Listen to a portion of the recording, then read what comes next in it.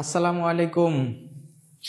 আসসালামু আলাইকুম রহমতুল্লাহি ওয়া সুপ্রিয় চাকরি প্রত্যাশী ভাই বোনেরা, সবাই কেমন আছেন? তো প্রতিনিয়তের মতো আমরা ধারাবাহিকভাবে আমাদের ধারাবাহিক সেশনে যুক্ত হয়ে গেছি আলহামদুলিল্লাহ। টিউটোরিয়ালের পক্ষ থেকে আপনারা যারা যুক্ত হচ্ছেন বা পরবর্তীতে যুক্ত হবেন সবাইকে জানানো হচ্ছে সাদর সম্ভাষণ এবং অভিবাদন। তো আপনারা এতক্ষণ ক্লাস করেছিলেন আমাদের শ্রদ্ধেয় বস শিক্ষক ফিরোজ রানা অন্তর স্যার, উপসহকারী পরিচালক বাংলাদেশ ব্যাংক। তিনি 44তম বিসিএস ক্যাডার অফিসার। তো আলহামদুলিল্লাহ স্যারের মূল্যবান এবং অসাধারণ তথ্য ভিত্তিক কার্যকরী ক্লাসটা আপনারা যে করেছেন, of course you have been benefited a lot from the class. Again, I welcome to all the job seekers who are watching this video from anywhere or any part of the world, not only country, because we know the tutorial team already has reached all over the country and it is going to be crossed the country boundary. আগের দিন একজন দেখলাম যে comment করতেছে সে London থেকে দেখছে আমাদের class. So it's amazing and more than honour, more than awesome, more than great. তো সে জায়গা থেকে আপনাদের সবাইকে আমি বলবো, আপনারা যারা অলরেডি যুক্ত হয়েছেন বা যুক্ত হচ্ছেন, আমাদের ক্লাসের প্রথমে আমরা যে কথাগুলো বলে থাকি সেটা হচ্ছে আমাদেরকে শোনা যাচ্ছে কিনা এবং ক্লিয়ারলি দেখা যাচ্ছে কিনা। আর এ কারণে আমি কিন্তু একটা beautiful and common dialogue set, আমি একটা সুন্দর ডায়লগ সেট করে রেখেছি। একটা কমেন্ট, কি কমেন্ট আপনারা একটু কমেন্টে সেটা জানান তো যে আমি কি কমেন্ট সেট করে রেখেছি, সেই কমেন্টটা কি হতে পারে, তাহলে ওই কমেন্টটা করে দেন।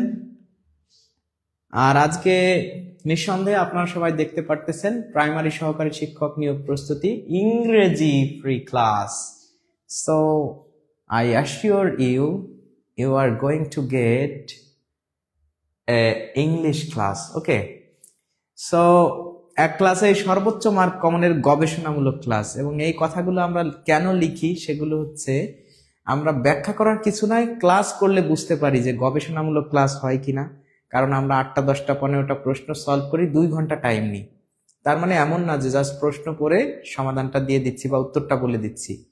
We explained all the questions and এই কোশ্চেনগুলো কোন জায়গা থেকে, রুট কি, কোথা থেকে আসছে, এবং এই কোশ্চেনটার আরো কত ভ্যারিয়েশন থাকতে পারে, কত ভাবে আসতে পারে, আমাদের প্রত্যেকটা শিক্ষকের ক্লাসে কিন্তু আপনারা সেগুলো পান। আর প্রায় কিন্তু আপনাদেরকে আমি বলি যে we are going to gate a beautiful class, awesome class, outstanding class, excellent class, তাই না? We are going two, I am going to conduct a beautiful class, এই কথাগুলো বলি। আজকে কিন্তু এই জায়গা থেকে আসা প্রশ্ন আমরা আলোচনা করব। Am going to, are going two, is going two. আপনারা মনে মনে ভাবেন তো যে I am going to conduct a beautiful class, এটা কোন টেন্স? তো যাই হোক, আপনারা যারা অলরেডি জয়েন করেছেন তাদেরকে অনেক ধন্যবাদ। এসিটা একটু ছাড়বেন, কিন্তু বেশি না, উপরের দিকে থাকবে, ঠিক আছে? আচ্ছা, তো আপনারা সবাই অনেকে কমেন্ট করেছেন। শোনা দেখা যাচ্ছে স্যার, সুমাইয়া জাহান আফরিন পাপড়ি, আসসালামু আলাইকুম স্যার, কেমন আছেন? আচ্ছা, তো আপনারা হচ্ছে কমেন্ট করবেন loud and clear. Loud and clear আছে কিনা? লাউড অ্যান্ড ক্লিয়ার হচ্ছে আমাদের ফার্স্ট কমেন্ট, যে সবাই শুনতে পাচ্ছেন কিনা, দেখতে পাচ্ছেন কিনা। একটু কষ্ট করে আপনারা এই কমেন্টটা করবেন। এবং ক্লাসের আগেই আপনাদেরকে আমি যে রিকোয়েস্টটা করব, এটা অফকোর্স এ রিকোয়েস্ট, এ মডেস্ট প্রপোজাল। এই মডেস্ট প্রপোজাল কার লেখা, এটা নিয়ে কিন্তু আজকে আলোচনা হবে, ঠিক আছে? তো এই মডেস্ট প্রপোজাল কিন্তু কার লেখা স্যার? আমাদের বিখ্যাত একজন satirist of the world, the famous satirist of the world, পৃথিবীর সব থেকে বিখ্যাত যে স্যাটাইরিস্ট আছে তার লেখা। তার নাম আমরা এখন বলবো না, নাম বলবো পরে, তাহলে প্রশ্নের উত্তর আগে বলে দেওয়া হয়ে যাবে, ঠিক আছে? তো লাউড অ্যান্ড ক্লিয়ার আছে কিনা সবাই একটু কমেন্ট করবেন। পঞ্চগড় থেকে লাউড অ্যান্ড ক্লিয়ার, আসসালামু আলাইকুম স্যার, অনেকেই কমেন্ট করছেন, আলহামদুলিল্লাহ। তো আপনারা একটু সবাই বেশি বেশি করে এখন শেয়ার করে দিবেন, এটা হচ্ছে রিকোয়েস্ট। সবাই প্রত্যেকে শেয়ার করে দিবেন, প্রত্যেকে কে কয়টা শেয়ার করেছেন। আমি কোনো মানে লিমিট বা ফিক্সড করে দিচ্ছি না যে এতগুলো আপনি শেয়ার দেন, আপনার ইচ্ছা, অন্তত একটা শেয়ার তো দিবেন, তাই না? তো যারা অলরেডি জয়েন করেছেন, মিনিমাম আপনার ইচ্ছায় যতগুলো আসে মিনিমাম মানে শেয়ারটা আপনি করে দিবেন, ঠিক আছে? অন্তত মিনিমাম শেয়ার আপনার যা মনে চায় সেই কয়টা, এখানে আমি শূন্য স্থান লিখে শেয়ার লিখলাম, এত শেয়ার ডান। এখানে কত লিখবেন এটা আপনার ইচ্ছা, আপনারা এই কমেন্টটা করেন। লাউড অ্যান্ড ক্লিয়ার এবং শেয়ার করে দেন সবাই, লাউড অ্যান্ড ক্লিয়ার। আমাদের দিকে ভালো ঠান্ডা পড়েছে, আব্দুল আওয়াল ভাই লিখছে। আব্দুল আওয়াল ভাইয়ের বাসা কোথায়? ঠান্ডা পড়ছে, বাসা কোথায়? ঠান্ডা কিন্তু পড়ছে। বিথি খানম লিখছে শেয়ার প্লাস লাভ রিয়াক্ট ডান, মাশাআল্লাহ। স্যার আপনার ম্যাথ সাজেশন কই? গতকাল বলছিলেন নুসরাত নীলা আপুকে বলছি ম্যাথ সাজেশন। আমি আসলে গতকাল এখান থেকে অফিস থেকে যাওয়ার পরে বেশি রাত হয়ে গেছে, যে খেয়ে দিয়ে একটু ক্লান্ত ছিলাম, শুয়ে পড়ছিলাম। আমি ম্যাথ সাজেশনটা মানে গবেষণা করা বলতে কি, বিগত সালের প্রশ্নগুলো সুন্দরভাবে অ্যানালাইজ করে নিজে একটা আইডিয়া নিয়ে এবং একদম with evidence, with analyse, we have to make a beautiful suggestion. That's why, যেহেতু আমি সেটা সময় দিতে পারিনি তাই সরি, কিন্তু don't be depressed. You are going to have a very effective and excellent suggestion on topic mathematics. Mathematics এর উপর সুন্দর একটা সাজেশন পেতে যাচ্ছেন আজকালকের ভিতর ইনশাআল্লাহ। আজকে তো আর পাচ্ছেন না, 1-2 দিনের ভিতরেই এটা আমি কমপ্লিট করে আপনাদেরকে দিয়ে দিব। No matter, no problem, no confusion, no doubt about that. So don't be tensed, feel free about having a beautiful suggestion on the topic mathematics. So I am here, I am assuring you I will provide the suggestion inshallah. So don't be depressed or worry about that. Share 11 share done. Razia Sultana Ratna apu লিখছে আসসালামু আলাইকুম sir. Ramisha Anjum লিখছে outstanding class.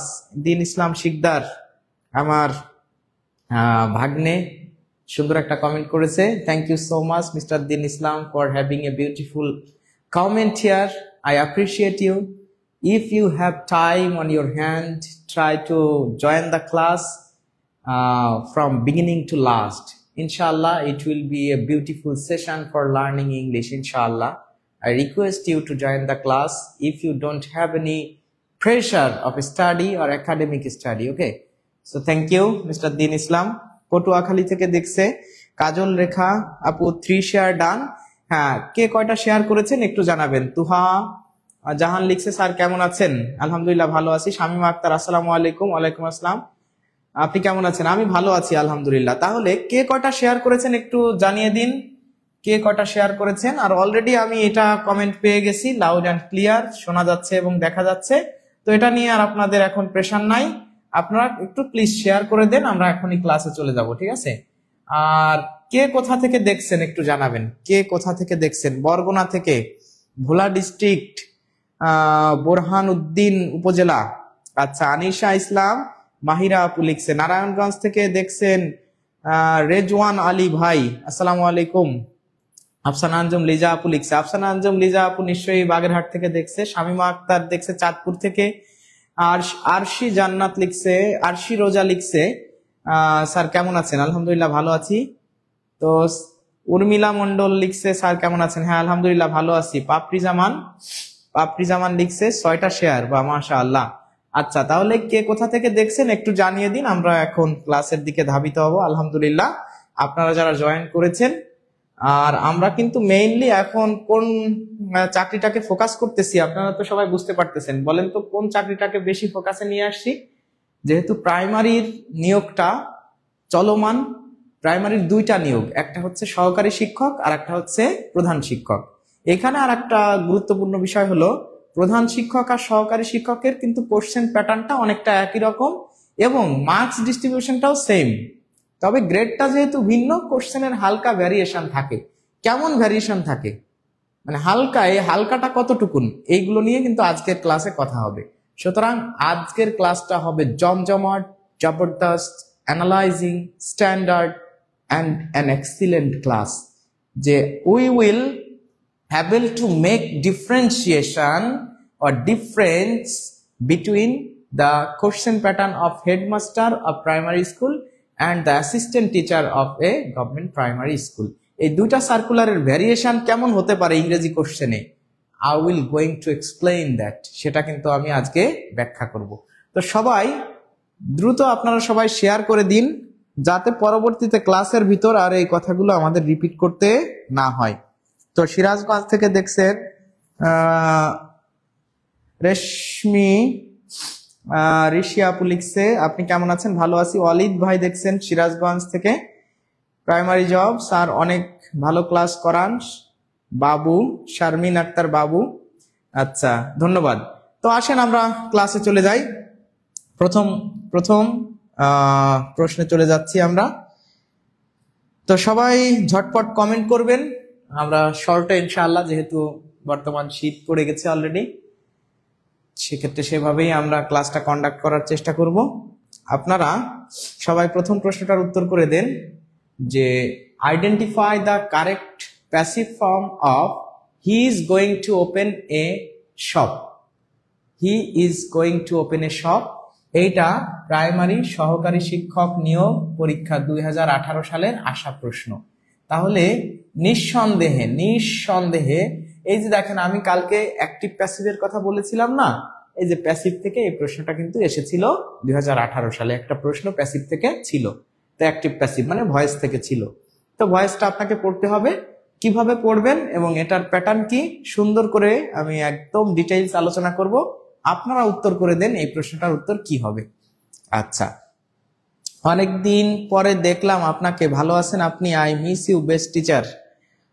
আলহামদুলিল্লাহ ভালো আছি লিমন ভাই, অনেক ধন্যবাদ আপনাকে। অনেকদিন পরে তো না, গতকালকেও আমি ক্লাস করালাম, তো আলহামদুলিল্লাহ আপনাদের সাথে অনেক সময় ব্যয় করলাম। আর সুস্থ আছি, একটু ঠান্ডা ঠান্ডা লাগছে। সকালবেলা বাইক চালায় মানে স্কুলে যাওয়া বা আবার আসা, ওই সময়গুলোতে একটু বাতাস লাগে বেশি। বর্তমান হুট করে শীত পড়ে গেছে, তো এজন্য একটু ঠান্ডা ঠান্ডা মনে হচ্ছে। তো দোয়া করবেন আমি সুস্থ থাকি, যেন সুস্থ থাকলে আপনাদের সাথে থাকবো ইনশাআল্লাহ।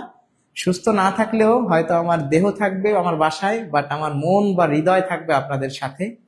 No matter where I am, but মরিতে চাহি না আমি সুন্দর ভুবনে, মানবের তরে আমি বাঁচিবারে চাহে। রবীন্দ্রনাথের সেই কথা, যেরকম যে সে আসলে মরতে চায় না মানে আত্মিক মৃত্যুটা হবে, দেহ চলে যাবে, কিন্তু সে কিন্তু মানুষের ভিতর বেঁচে থাকতে চায়। যেরকম হেগেলের একটা উক্তি আছে, আপনারা হয়তো হেগেলের নাম শুনেছেন। উনি বলেছেন, মানুষ হও মরে বাঁচো। তো মানুষের মতো মানুষ হতে গেলে মরার পরেও বেঁচে থাকা যায়। তো আমি হয়তো যদি অসুস্থ থাকি, আপনাদের সাথে না থাকলেও আমার হৃদয়টা আপনাদের সাথে থাকবে, আপনাদের ভিতরে কিন্তু আমি থেকে যাব। তো আপনারা সবাই এই প্রশ্নের উত্তর করেন। আসসালামু আলাইকুম স্যার, অল ম্যান। আচ্ছা, তো মাশাআল্লাহ, a lot of comments has come. তো সেক্ষেত্রে আমরা এখন দেখতে যাচ্ছি যে এই প্রশ্নের সঠিক উত্তর কি হবে। আমরা জানি অ্যাক্টিভ প্যাসিভের মূল মন্ত্রটা কি। অ্যাক্টিভ প্যাসিভের মূল মন্ত্রটা হচ্ছে যে আমরা জানি সাবজেক্ট, তারপরে এখানে একটা ভার্ব থাকবে, আর অবশ্যই এখানে একটা মোস্ট অফ দ্য টাইম একটা অবজেক্ট থাকে। তো অবজেক্ট এবং সাবজেক্ট যখন থাকে, তখন আমরা কি করি, অবজেক্টটাকে সাবজেক্টে নিয়ে আসি। অবজেক্টটাকে কি করি, সাবজেক্টে নিয়ে আসি, আর এই সাবজেক্টটাকে বাই যুক্ত করে অবজেক্টে নিয়ে যাই। বাই যুক্ত অবজেক্ট। আর এইখানে এই যে ভার্বটা আছে, এই যে ভার্বটা থাকবে, এটা হচ্ছে ভার্ব। এই ভার্ব যেটা থাকে, অবশ্যই এই বায়ের পূর্বে ভি3 বসে। অবশ্যই এই বায়ের পূর্বে কি বসবে, ভি3। আর এইখানে হচ্ছে আমাদের কি করতে হয়, একটা অক্সিলারি ভার্ব। তাহলে অক্সিলারি ভার্ব বাদে বাকি জিনিসগুলো কিন্তু আমাদের ফিক্সড। এটা হচ্ছে অ্যাক্টিভের স্ট্রাকচার, আর এটা হলো প্যাসিভের স্ট্রাকচার। এটা কিসের স্ট্রাকচার, প্যাসিভের স্ট্রাকচার। তাহলে আমি যদি এটা লিখি, he is going to open a shop. He is going to open a shop. তাহলে he is going to open, সে খুলতে যাচ্ছে এ শপ, একটা দোকান খুলতে যাচ্ছে খুব দ্রুত, সে একটা কি দোকান খুলতে যাচ্ছে। এখন আমি যদি বলি যে এই সেন্টেন্সের সাবজেক্ট কই, এই সেন্টেন্সের সাবজেক্ট হচ্ছে সে কি কাজ করতে যাচ্ছে, ইজ গোয়িং টু ওপেন, মানে খুলতে যাচ্ছে, he is going to open. তাহলে এই যে ওপেন মানে খোলা, আর এইটা কিন্তু এখানে বি গোয়িং টু একটা মডাল অক্সিলারি ভার্ব আর কি, বি গোয়িং টু একটা মডাল অক্সিলারি ভার্ব, আর এ সব, এই এ সবটা হচ্ছে এই সেন্টেন্সের অবজেক্ট। তাহলে আমরা এখন কি করব, অবজেক্টটাকে সাবজেক্টে নিয়ে আসব, তার মানে এখানে বসাবো এ সব, আর এই হিটাকে বাই যুক্ত করে আমরা অবজেক্টে নিয়ে যাব, by him, here objective form him, by him. আর এইখানে দেখেন এইখানে কি আছে বলেন তো, এখানে কিন্তু ওপেন আছে। তা আমরা জানি যে এখানে যে ভার্বই থাকুক না কেন, বাই এর পূর্বে ওই ভার্বের ভি3 বসবে, ওপেন্ড, ঠিক আছে। এখন এইখানে হচ্ছে আমাদের কাহিনী, এইটুকুন কিন্তু ফিক্সড। যে কোনো ভয়েস চেঞ্জ করতে গেলে এই জায়গাটা আপনি সবসময় কি করবেন, ফিক্সড করে নেবেন, যে অবজেক্টকে সাবজেক্টকে বাই যুক্ত করে অবজেক্ট, আর বাই এর পূর্বে সর্বদা যে মূল ভার্বটা থাকে ওই মূল ভার্বের ভি3, এটা কিন্তু মূল ভার্বের কি ভি3, ওপেন। এখন is going to, are going to, এটাকে আসলে মূলত বলা হয় বি গোয়িং টু। আর বি গোয়িং টু থাকলে সেটা কোন টেন্স হয় সেটা কি আপনারা জানেন? এটা কিন্তু মডাল অক্সিলারির মতো কাজ করে। যে কোনো ক্ষেত্রে দেখেন অ্যাক্টিভ প্যাসিভ, অ্যাক্টিভ থেকে যখন আপনি প্যাসিভ করবেন, মডাল থাকলে, যে কোনো মডাল ভার্ব থাকলে এরপরে প্যাসিভে কিন্তু মডাল প্লাস বি হয়, জাস্ট মডাল থাকলে বি হবে। আর ভি3 তো এটা তো ফিক্সড, প্যাসিভ মানে তো মূল ভার্বের পাস্ট পার্টিসিপল ফর্ম হবেই। তাহলে আপনারা একটু বলে দেন তো কমেন্টে, যারা অলরেডি কমেন্ট করেছেন তারা একটু বলেন তো ইজ গোয়িং টু এই সেন্টেন্সটা কোন টেন্সে আছে, কোন টেন্স আছে,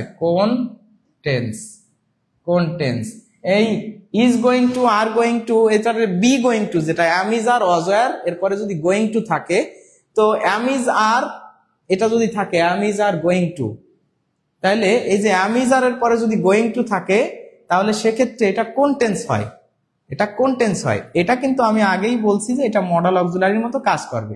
আর মডাল অক্সিলারির পরে সর্বদা প্যাসিভে কি হয়, বি হয়। তাহলে এ সব অবশ্যই এ সপের পরে কি হবে, এ সপের পরে কিন্তু ইজ হবে। তাহলে ইজ গোয়িং থাকলো, ইজ গোয়িং টু, এটুক তো মডাল অক্সিলারি, মানে ইজ গোয়িং টুটা কি মডাল অক্সিলারি, তাহলে মডাল অক্সিলারিটাকে আমরা রেখে দিলাম, ইজ গোয়িং টু, তাহলে মডাল অক্সিলারিটাকে আমরা রেখে দিলাম। তাহলে অক্সিলারি ভার্ব এই যে কিন্তু আমরা রেখে দিয়েছি, তবে আমার এখানে একটা কি যুক্ত করতে হবে, বি যুক্ত করতে হবে, কারণ আমরা জানি মডাল অক্সিলারির পরে একটা বি দিতে হয় যখন প্যাসিভ করতে হয়। তাহলে এই সেন্টেন্সটা হবে a shop is going to be opened by him.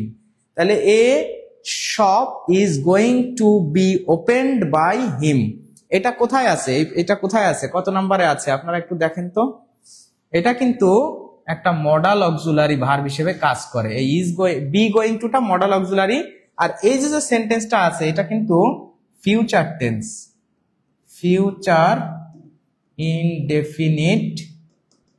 Indefinite tense. আপনারা অনেকে কিন্তু এটা মনে করেছিলেন যে প্রেজেন্ট কন্টিনিউয়াস টেন্স, যারা প্রেজেন্ট কন্টিনিউয়াস টেন্স মনে করেছেন তারা ভুল মনে করেছেন, সংশোধন মানে করে নেন, ঠিক আছে। এটা ফিউচার ইনডেফিনিট টেন্স। তো ফিউচার ইনডেফিনিট টেন্স মানে এটা হচ্ছে একটা মডাল অক্সিলারি, তো মডাল অক্সিলারির পরে বি দিতে হয়। তাহলে আপনারা সবাই একটু কমেন্ট করে আমাকে জানান যে তাহলে এই প্রশ্নটার উত্তর কোনটা হবে। এখন কি আপনারা বুঝতে পারছেন, ক্লিয়ার? তাহলে ক্লিয়ার হলে যারা সঠিক উত্তর করেছেন সবাইকে ওয়েলকাম, যারা ভুল উত্তর করেছেন তারা জেনে নেন যে এই প্রশ্নের উত্তর হবে ঘ, a shop is going to be opened by him. এই যে a shop is going to be opened by him, বাকি এগুলো হচ্ছে না, কারণ এটা প্রেজেন্ট কন্টিনিউয়াস না, এগুলো প্রেজেন্ট কন্টিনিউয়াস না। আর এভাবে আসলে করা যায় না। এই সেন্টেন্সের মূল ভার্বটা হচ্ছে এই যে ওপেন, গোয়িং টু ওপেন, এটার V3 লাগবে, ঠিক আছে। তো এখানে তো V3 নাই, হচ্ছে না। এটা V3 আছে কিন্তু আবার গনও করছে, গন তো হবেই না। এটা উইল বি, কিন্তু উইল বি তো আর নাই, এটাও হবে না। সুতরাং এই প্রশ্নের উত্তর হবে a shop is going to be opened by him. Clear? Clear হলে আমরা পরের প্রশ্নে চলে যাই। আলহামদুলিল্লাহ, মনে হয় আপনারা অনেকেই বুঝতে পারছেন, ঠিক আছে। তাহলে সবাই ক্লিয়ার হলে বলে দেন যে আলহামদুলিল্লাহ ক্লিয়ার, আমরা পরের প্রশ্নে চলে যাই। আচ্ছা, next one, 9 men were concerned dash the plot. 9 men were concerned dash the plot, এটা কিন্তু প্রিপোজিশন। এটা কি বলেন তো? এটা হলো প্রিপোজিশন, আমরা সবাই জানি প্রিপোজিশন। তো এই প্রিপোজিশনে এখানে আমরা জানি প্রিপোজিশনের মেইনলি আমাদের এখন যেটা কাজে লাগে সেটার নাম হচ্ছে অ্যাপ্রোপ্রিয়েট প্রিপোজিশন। অ্যাপ্রোপ্রিয়েট। তো অ্যাপ্রোপ্রিয়েট প্রিপোজিশনে কনসার্নড, কনসার্নড এর পরে কি বসে এটা আপনার জানতে হবে, যে কনসার্নড ইন নাকি কনসার্নড উইথ নাকি কনসার্নড অ্যাট নাকি কনসার্নড ফর। তো এই প্রশ্নটার উত্তর কি হবে সেটা আপনারা একটু সবাই কমেন্ট করে আমাকে জানান। সবাই জানান যে এই প্রশ্নটার উত্তর কি হবে, সবাই কমেন্ট করেন।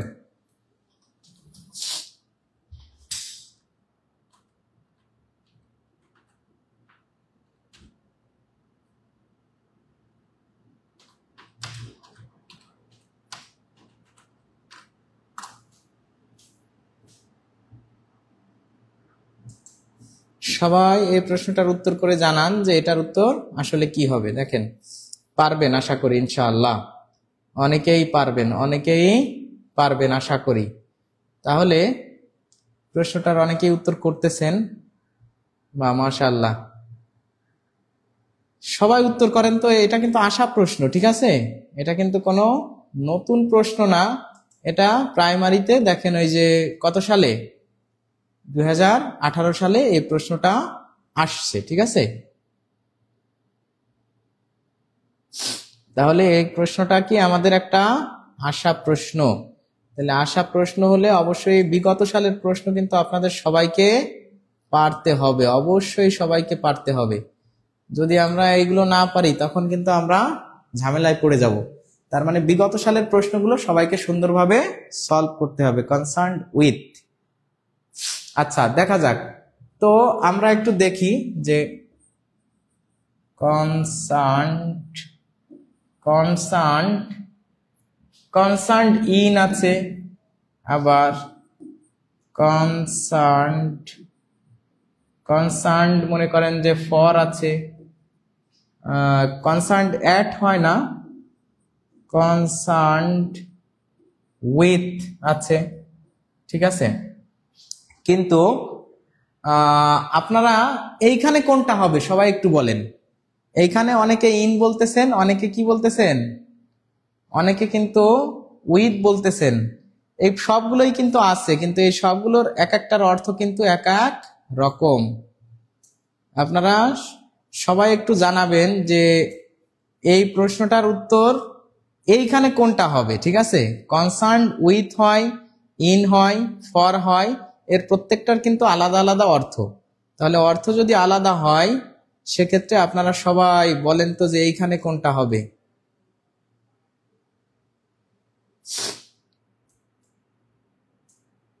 অনেকে কমেন্ট করতেছেন, বা মাশাআল্লাহ, দেখা যাক কার কমেন্ট আজকে সঠিক হয়। এটা কিন্তু আশা প্রশ্ন, আশা প্রশ্নগুলো আমাদের অবশ্যই সবাইকে পারতে হবে, সবাইকে পারতে হবে। কারণ আশা প্রশ্ন না পারলে আপনি কিভাবে প্রস্তুতি নেবেন।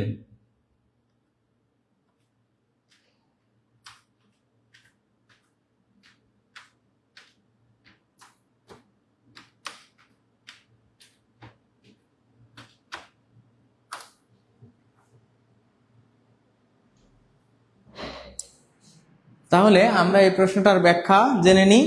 আমরা অনেকে দেখি কে কি কমেন্ট করছে D, in, with, with, with, in, D. আচ্ছা, তো অনেকেই অনেক ধরনের কমেন্ট অলরেডি করে ফেলেছেন। কনসার্নড ইন মানে হচ্ছে ষড়যন্ত্রে, ষড়যন্ত্রে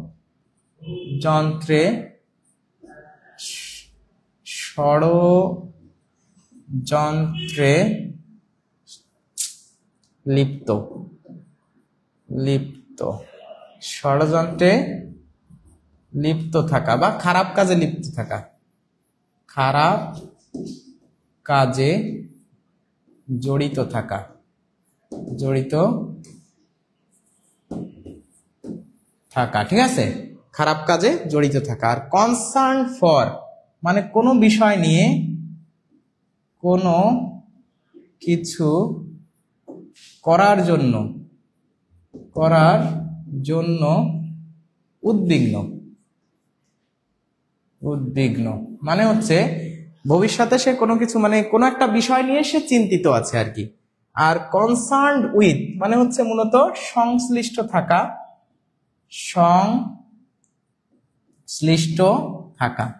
তাহলে সংশ্লিষ্ট থাকা, তাহলে দেখেন সাধারণত আমাদের এইখানে যদি অর্থটা আমরা বুঝে ফেলি, দেখেন দ্য প্লট বা জমি, যখন কোনো জমি প্লট বা কোনো কিছু নিয়ে কথা বলা হয়, আমাদের দেখবেন যে আত্মীয় স্বজনদের ভিতর এই জমি জমা নিয়ে প্লট নিয়ে এগুলো নিয়ে কিন্তু মোটামুটি কি থাকে সবসময় একটা মানে ষড়যন্ত্র বা একটা এই ধরনের চক্রান্ত কুচক্রী মহল কাজ করে। মানে এখানে 9 জন মানুষ কি করতেছে, 9 জন মানুষ, প্লট হচ্ছে একটা, তাহলে এই প্লটটা নিয়ে 9 জন মানুষের ভিতরে নিশ্চয়ই একটা কি আছে, ষড়যন্ত্র আছে। তাহলে দেখেন প্লট এবং 9 জন মানুষের সাথে কনসার্ন কথাটা কিন্তু কোনো কিছুর জন্য মানে সে ভবিষ্যতে কিছু করবে, যে I am concerned for the next examination, মানে পরবর্তী পরীক্ষার জন্য আমি চিন্তিত বা উদ্বিগ্ন। আর I am concerned with this matter মানে এই বিষয় নিয়ে আমি মানে কথা বলতেছি বা এই বিষয়ের সাথে আমি সংশ্লিষ্ট বা এই বিষয়টা নিয়ে আমি চিন্তিত এমন। কিন্তু কনসার্নড ইন মানে হচ্ছে ষড়যন্ত্রে লিপ্ত থাকা। তাহলে এই প্রশ্নের উত্তর কিন্তু এখানে অর্থ অনুযায়ী আমাদের প্রশ্নের উত্তর হবে কনসার্নড ইন। কনসার্নড ইন মানে হচ্ছে মূলত ষড়যন্ত্রে লিপ্ত থাকা, তার মানে এই প্রশ্নের উত্তর হবে ক। তাহলে অর্থ যদি আমরা বিবেচনা করি, আমরা জানি প্রিপোজিশন একই, প্রিপোজিশনের পরে বিভিন্ন অর্থ হয়, তো বিভিন্ন অর্থ হলেও আমার সেন্টেন্সের সাথে যে অর্থটা ম্যাচিং হবে ওইটাই আমার উত্তর করতে হবে। তাহলে এই প্রশ্নের উত্তর হবে কনসার্নড ইন। যারা কনসার্নড ইন উত্তর করেছেন আলহামদুলিল্লাহ সবাই সঠিক উত্তর করেছেন। আর যারা কনসার্নড উইথ বা ফর দিয়েছেন তাদের আর কনসার্নড অ্যাট তো হয় না, ঠিক আছে। তো উইথ হতো যদি কোনো বিষয়ে সংশ্লিষ্ট থাকা বোঝায়, জড়িত থাকা বোঝায়, আর ভবিষ্যতে কোনো কিছুর জন্য কোনো বিষয় নিয়ে চিন্তা করা বা উদ্বিগ্ন থাকা কনসার্ন ফর। আর সংশ্লিষ্ট বা খারাপ কাজে কুকর্মে জড়িত থাকা হচ্ছে কনসার্ন ইন। এবার আমরা চলে আসি a voice to Lilliput is written by. এই যে এ ভয়েস টু লিলিপুট, এটা আপনারা মনে হয় অনেকেই ধরে ফেলেছেন আপনারা। এটা হচ্ছে একটা গুরুত্বপূর্ণ প্রশ্ন। এ ভয়েস টু লিলিপুট এটা আপনারা মনে হয় Gulliver's travels, TRAVELLS, Gulliver's travels, এটার নাম শুনছেন না? এটার নাম শোনেন নাই এমন লোক আমাদের এখানে মনে হয় কেউই মনে হয় নাই যে গালিভার ট্রাভেলস এটা আপনারা জানেন না। তো অনেকেই এটার নাম জানেন যে গালিভার্স ট্রাভেলস একজন বিখ্যাত রাইটারের লেখা, এবং এ ভয়েস টু লিলিপুট এটারই একটা আসলে নাম বা একটা অংশ হচ্ছে ভয়েস টু লিলিপুট। লিলিপুটের দেশের গল্প, ওই যে বড় ছোট ছোট মানুষ লিলিপুটের মতো ওইখানে গালিভার্স যায়, মানে এরকম একটা ঘটনা যে সমুদ্রে জাহাজ, মানে একটা কাহিনী আছে এরকম। তো এক্স্যাক্টলি আমার জানা নাই। তো আপনারা লিলিপুট এর দেশ বা এই যে গালিভার ট্রাভেলস এটা সবাই জানেন।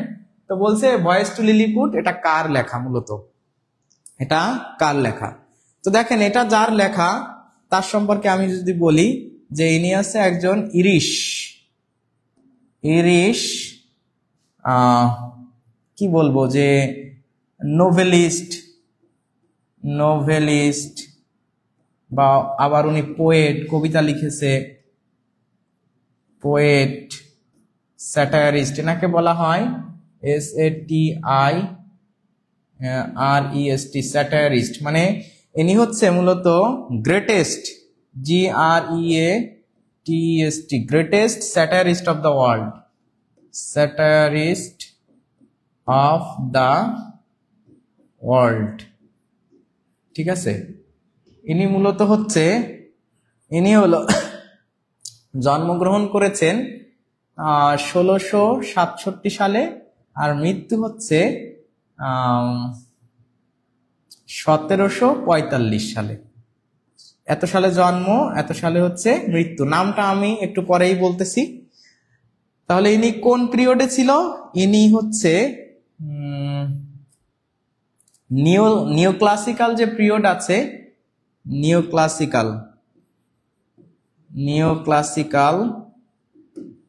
ক্লাসিক্যালের যে ভাগ আছে সেই ভাগের ভিতরে একটা আছে Augustan period, AUGUSTAN, Augustan period. ইংরেজি সাহিত্যের যে পিরিয়ড গুলো আছে সেগুলো নিয়ে কি আপনারা একটা ক্লাস চান? এটা হচ্ছে 1700 থেকে 1745 পর্যন্ত এই যে পিরিয়ডটা, এটাকে আবার বলা হয় মানে পিরিয়ড অফ এনলাইটমেন্ট, ঠিক আছে। ওনার একটা বিখ্যাত লেখা আছে, সেই বিখ্যাত লেখাটার নাম হচ্ছে এ মডেস্ট প্রপোজাল,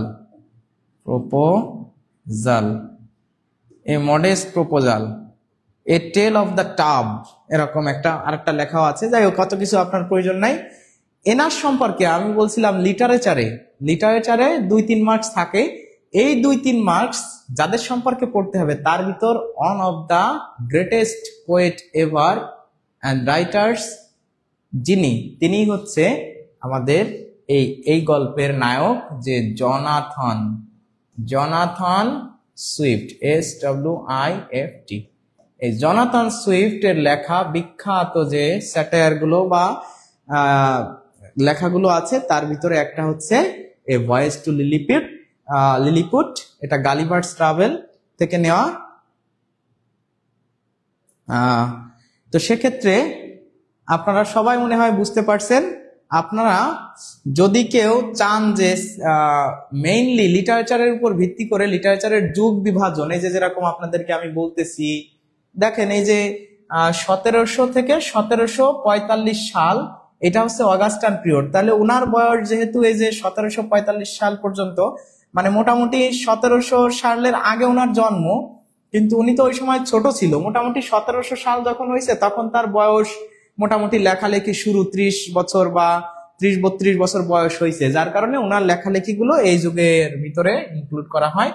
তো সুন্দর করে আপনারা যদি চান, mainly George Bernard Shaw, Shakespeare, Jonathan Swift, William Wordsworth, এরকম কয়েকজন, বা আলেকজান্ডার পোপ, জন মিল্টন, এরকম বিখ্যাত কয়েকজন সাহিত্যিকদেরকে নিয়ে এবং যুগ বিভাজনটা আপনাদের সাথে সুন্দরভাবে তুলে ধরতে চাই আপনাদের আগ্রহের উপর ভিত্তি করে। যদি কেউ চান তাহলে আপনারা একটু কমেন্টে জানাবেন, ইনশাআল্লাহ আমি এরকম একটা ক্লাস নিয়ে আপনাদের সামনে খুবই দ্রুত সময়ের ভিতরে হাজির হয়ে যাব, ঠিক আছে। তাহলে লিটারেচারের ক্লাস যারা চান তারা একটু কমেন্টে জানাবেন। এই প্রশ্নের উত্তর হবে জনাথন সুইফট। আমি অন্যদেরকে নিয়ে আর ব্যাখ্যা করলাম না, ঠিক আছে, অন্যদেরকে নিয়ে আর ব্যাখ্যা করলাম না। তো থমাস হার্ডির একটা এটা আর এখন বলবো না, উইলিয়াম ওয়ার্ডসওয়ার্থ বা স্টিভেনসন, এনাদেরকে নিয়ে আমরা জানবো পরে। এখন আমরা জনাথন সুইফট নিয়ে যে যতটুকু জানছি আলহামদুলিল্লাহ সবাই মনে হয় বুঝতে পারছেন, ক্লিয়ার। তাহলে আপনারা সবাই একটু বলবেন যে যারা লিটারেচারের ক্লাস চান, ইংলিশ লিটারেচার, তো ইংলিশ লিটারেচার যেহেতু অনেক বড় টপিক, ওইখান থেকে কতটুকুন পড়বেন, কাকে কাকে নিয়ে পড়বেন। আমি শুধু গতকাল সাজেশন দিয়েছিলাম যে ইংলিশ লিটারেচার থেকে 2-3 মার্কস আসবে। তো সেই 2-3 মার্কসের জন্য তো আপনি টোটাল ইংলিশ লিটারেচার পড়ে ফেলতে পারবেন না, সেটা প্রেশার হয়ে যাবে। সো টু দ্য পয়েন্ট, ইনশাআল্লাহ I will try to discuss on the class. So of course I request all of you to comment if you want a beautiful lecture on English literature and the renowned poets or writers of English. তো ইনি একজন মোটামুটি Irish, মানে আয়ারল্যান্ডের noblest ছিল। তো এনার বিষয়ে এনাকে greatest satirist of the world বলা হয়।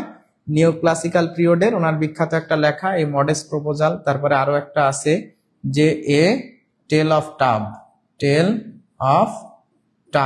এটাও ওনার লেখা। তো এত সালে ওনার জন্ম, অগাস্টান পিরিয়ডের, ইনি হচ্ছে সেই জনাথন সুইফট। তাহলে আলহামদুলিল্লাহ, আপনারা মনে হয় সবাই বুঝতে পারছেন। আমরা এখন পরের প্রশ্নে চলে যাচ্ছি। এই প্রশ্নের উত্তর হবে Jonathan Swift. If you want concrete proof we are looking for, if we want concrete proof we are looking for dash। এটা আসলে যদিও অনেকের দেখে মনে হতে পারে যে এটা মনে হয় কন্ডিশনাল সেন্টেন্স থেকে দেওয়া। এটা কন্ডিশনাল সেন্টেন্স ঠিক আছে, কিন্তু কন্ডিশনাল সেন্টেন্সে যা বসাতে হয় সেটা এখানে না। এখানে মেইনলি ডিপেন্ডিং অফ মিনিং, এটা অর্থের উপর ভিত্তি করে আসলে এটা দেওয়া হয়েছে।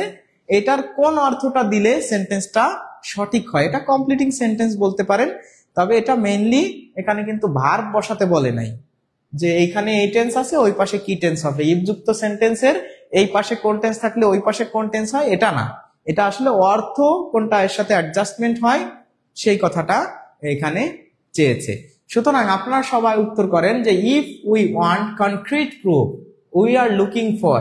তাহলে ইফ উই ওয়ান্ট, আমরা যেহেতু যদি আমরা চাই, কনক্রিট মানে একদম শক্ত, প্রুফ মানে দলিল বা প্রমাণ, শক্ত প্রমাণ, মজবুত প্রমাণ, ভিত্তি স্ট্রং, শক্তিশালী প্রমাণ যদি চাই, উই আর লুকিং ফর, তাহলে আমরা কিসের সন্ধানে বা কি কোনটা অনুসন্ধান করব, কোনটা খুঁজবো, কোন জিনিসটাকে আমরা ফোকাসে নিয়ে আসব।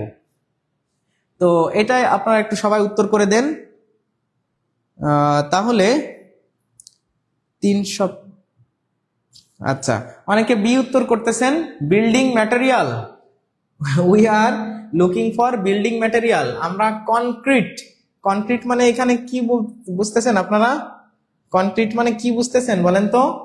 Concrete proof, concrete proof. এটা কিন্তু প্রাইমারি সহকারী শিক্ষক নিয়োগ 2018 সালের প্রশ্ন।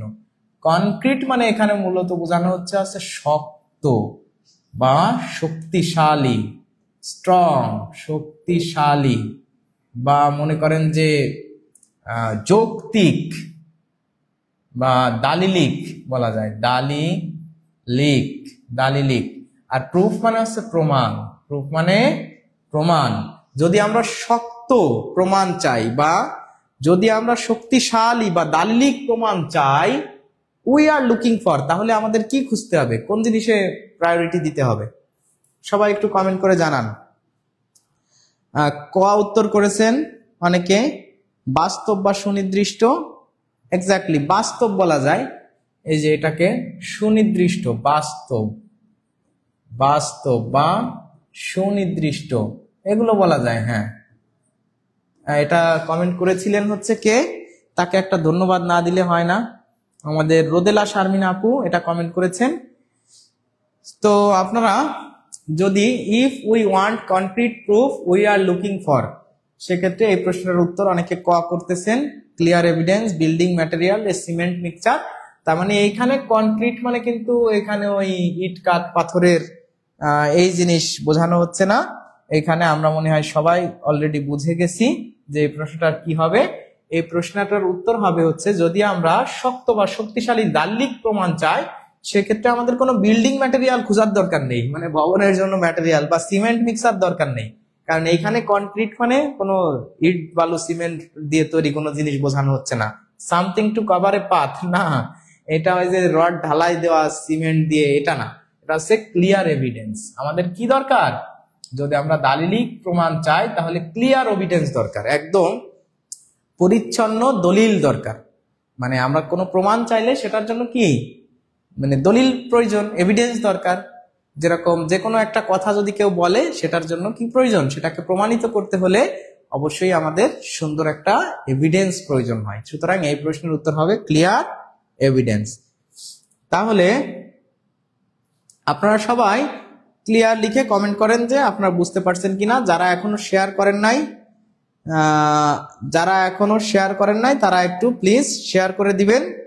আর ইনশাআল্লাহ আপনাদের অনেকে যে ক্লাস নিয়ে যে কমেন্টগুলো করতেছেন, আমরা পড়তেছি, ক্লাস অবশ্যই হবে, এবং যেগুলো হয়নি সেগুলো সহ আপনারা, মানে অলরেডি ক্লাস তো চলতেছে, 198তম ব্যাচ বা কম্বাইন্ড ব্যাচ, প্রাইমারির ব্যাচ, সব ব্যাচেই ক্লাস হচ্ছে। আমি নিজে ক্লাস নিচ্ছি, আমাদের প্ল্যাটফর্ম থেকে অন্যান্য যারা ক্লাস নিচ্ছে আমি তো দেখতেছি। আপনারা হয়তো কে কে কোন ব্যাচ থেকে ক্লাস পাচ্ছেন না জানি না, আপনারা একটু আমাদের প্রতিনিধি মানে বিশেষ করে আমাদের যে প্যানেল আছে, এই গ্রুপ আছে, গ্রুপে প্রতিনিধিদের সাথে যোগাযোগ করুন, আমাদের ম্যানেজারিয়াল টিম আছে তাদের সাথে কথা বলুন, নিঃসন্দেহে তারা কিন্তু আপনাদেরকে একদম এই যে ক্লিয়ার এভিডেন্স দিয়ে দেবে। ঠিক আছে, তো এখানে আমরা কমেন্ট করতেছি, আলহামদুলিল্লাহ, অনেক ধন্যবাদ আমাদেরকে ইনফর্ম করার জন্য। কিন্তু আমাদের ক্লিয়ার এভিডেন্স বা কনক্রিট প্রুফ যদি পেতে হয় তাহলে আমাদের পেজে ইনবক্স করুন। আমাদের যে হোয়াটসঅ্যাপ নাম্বার দেওয়া আছে, এই যে হোয়াটসঅ্যাপ নাম্বার দেওয়া আছে, এগুলোতে আপনি কথা বলেন, যোগাযোগ করেন, ইনশাআল্লাহ সবকিছু ডিটেইলস আপনি জানতে পারবেন, একদম ডিটেইলস জানতে পারবেন। সো নো টেনশন, যদি কোনো ক্লাস স্কিপ হয়ে থাকে আমি আপনাদেরকে বলতেছি, আমি কথা দিচ্ছি সেই ক্লাসগুলো হবে ইনশাআল্লাহ। আপনারা যে ক্লাস যেভাবে যে কারণে ভর্তি হয়েছেন সবকিছু ইনশাআল্লাহ ঠিক থাকবে। Don't be upset, I am here to provide all kinds of support to you, so don't be worry about that. So আপনাদের সবার উত্তর করে দিলাম, ইনশাআল্লাহ কোনো অসুবিধা হবে না। আমি তো দিন স্যারের ক্লাসে মজা পাই। আচ্ছা, তাহলে আপনারা সবাই মনে হয় 4 নাম্বার প্রশ্ন বুঝতে পারছেন। আমরা পরের প্রশ্নে চলে আসি, যে find out the concrete synonym of tenuous. তো টেনুয়াস এটাও দেখেন 2018 সালের প্রাইমারি সহকারী শিক্ষক নিয়োগের আসা প্রশ্ন।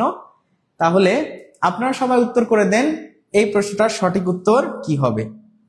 তো এই প্রশ্নটার সঠিক উত্তর কি হবে এটা আপনারা সবাই একটু জানান।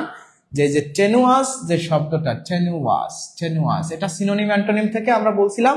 দেখেন আমি আপনাদেরকে যে জিনিসগুলো গতকাল বলেছিলাম যে ইনশাআল্লাহ আমরা কিন্তু ওইখানে সুন্দর একটা সাজেশন দিয়েছি, কোন টপিক থেকে প্রশ্ন হয়েছে, কয়টা প্রশ্ন কোন সালে হয়েছে, এর থেকে গবেষণামূলক সাজেশন আপনাকে কে দিয়েছে, বা যদি কেউ দেয় সে নিশ্চয়ই কষ্ট করে দিয়েছে, আলহামদুলিল্লাহ। এই ধরনের সাজেশনগুলোই আপনি অ্যাকসেপ্ট করবেন, সেটা আমি দিই আর অন্য কেউ দেয়, অন্য কোনো প্ল্যাটফর্ম দিক। আমি আপনাকে বলতেছি না যে আমি সঠিক বলতেছি, আমি বলবো যে আমি সহ বরং আমার থেকেও আলো ক্লিয়ার যদি কেউ কথা বলে এভিডেন্স দিয়ে, আরো সুন্দরভাবে গবেষণামূলক বা অ্যানালাইজ করে কেউ কথা বলে, আপনারা তার কথাটা বেশি বিশ্বাস করবেন। আমি কখনো বলতেছি না আমাকেই বিশ্বাস করতে হবে, আমার থেকে যে যুক্তি দিয়ে কথা বলবে, সত্য কথা বলবে, বাস্তব বলবে, আমার থেকে বেশি বাস্তব মনে হবে যেটা, সেটা আপনি অ্যাকসেপ্ট করবেন। সুতরাং এত সুন্দর সাজেশন যারা দিবে বা এর থেকে ভালো করে যারা দিবে তাদের, কিন্তু ওই উল্টাপাল্টা সাজেশন এখান থেকে এত আসতে পারে, এখান থেকে এমন হতে পারে, এগুলো আপনারা বিশ্বাস করবেন না। এগুলো জাস্ট বিজনেস পলিসি স্ট্র্যাটেজি, অনলাইনে ভিউয়ার্স বাড়ানো। কিন্তু আমরা দেখেন, আমি কিন্তু গবেষণা করে প্রত্যেকটা সালে কোন কোন টপিক থেকে একটা প্রশ্ন আসছে, কোনো একটা সালে চলে আসছে, সেটাও কিন্তু আমি ইনক্লুড করে সাজেশন দিয়েছি। আর বর্তমানে কোনটার গুরুত্ব সেটাও অ্যানালাইজ করেছি। ম্যাথ ক্লাসের উপরেও কিন্তু একটা সাজেশন দেওয়ার কথা ছিল, কিন্তু গতদিন আমি এখান থেকে যাওয়ার পরে আসলে অনেক রাত হয়ে গেছে, সকালে আবার স্কুলে যাওয়া লাগছে, আবার খাওয়া দাওয়ার পরে একটু ক্লান্ত হয়ে গিয়েছিলাম, যার কারণে আমি ম্যাথ ক্লাসের সাজেশনটা দিতে পারি নাই। তবে ম্যাথেরও একদম ওরকম ভাবে অন্তত 10 বছরের কোশ্চেন অ্যানালাইজ করে, 10টা কোশ্চেন, মানে বাংলাদেশে এ পর্যন্ত যতগুলো সরকারি চাকরির নিয়োগ হয়েছে তার 10টা 12টা তো বললে 2010 সাল থেকে 25 সাল পর্যন্ত হয়ে যাচ্ছে। তো সবগুলো প্রশ্ন অ্যানালাইজ করে আপনাদের ওরকম ইংরেজিতে যেরকম সাজেশন দেওয়া হয়েছে, ইনশাআল্লাহ ম্যাথেও আপনারা এরকম একটা সাজেশন পেয়ে যাবেন ইনশাআল্লাহ। তো আপনারা কারা ম্যাথের সাজেশন চান তারাও কিন্তু বলবেন। আর আমরা এখন এই প্রশ্নটার উত্তর জানবো, এটা সিনোনিম অ্যান্টোনিম থেকে আসছে। তো টেনুয়াস মানে কি? টেনুয়াস মানে হলো মূলত, টেনুয়াস মানে হচ্ছে সূক্ষ্ম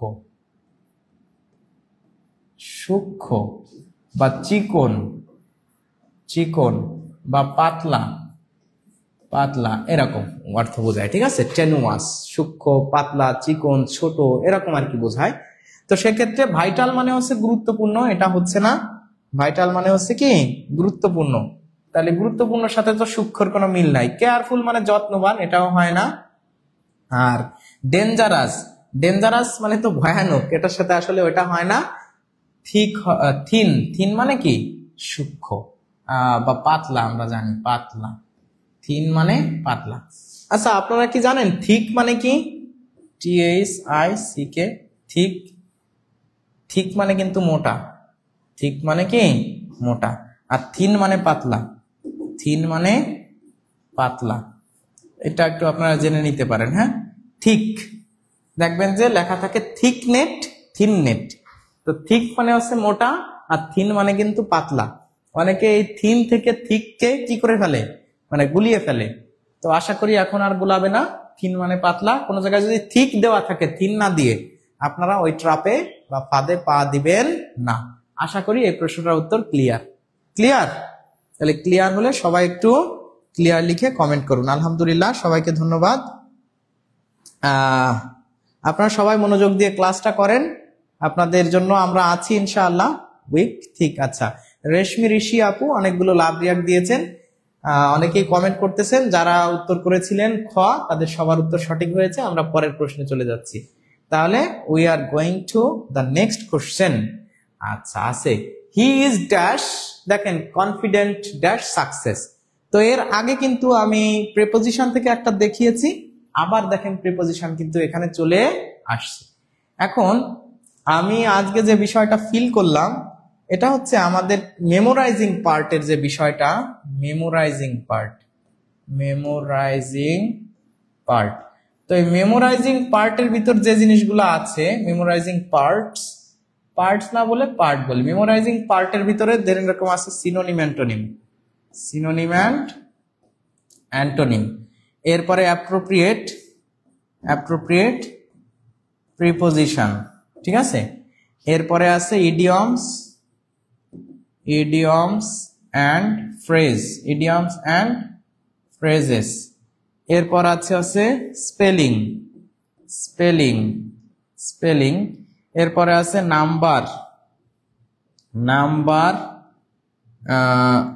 নাম্বার অ্যান্ড জেন্ডার। আর আছে অন অড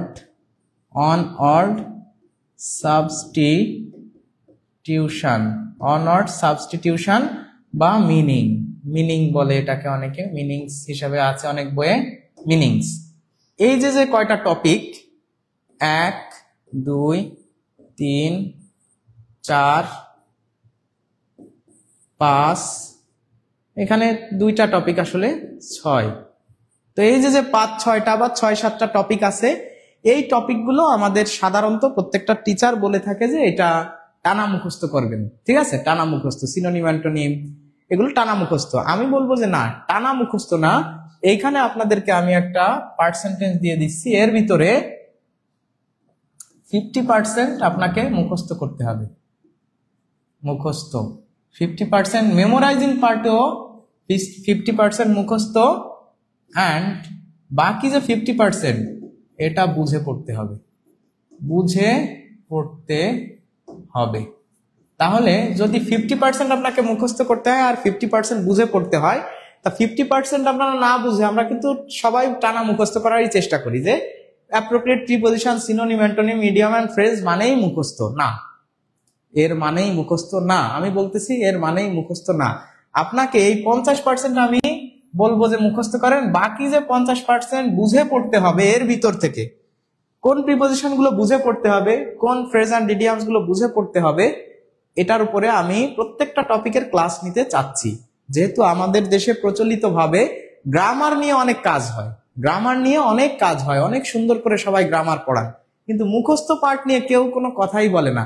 সবাই ছেড়েই দিছে ছেলে মেয়েদেরকে যে মুখস্থ করতে হবে, টানা মুখস্থ, সিনোনিম অ্যান্টোনিম টানা মুখস্থ, স্পেলিং মিস্টেক টানা মুখস্থ না। অনড সাবস্টিটিউশন, এক কথায় প্রকাশ, নাম্বার, জেন্ডার, স্পেলিং সবকিছু বুঝে পড়ার 50% বা 60% আপনি বুঝলেই পারবেন ইনশাআল্লাহ। এই গ্রামারের থেকে আরো সুন্দর সুন্দর টেকনিক আছে।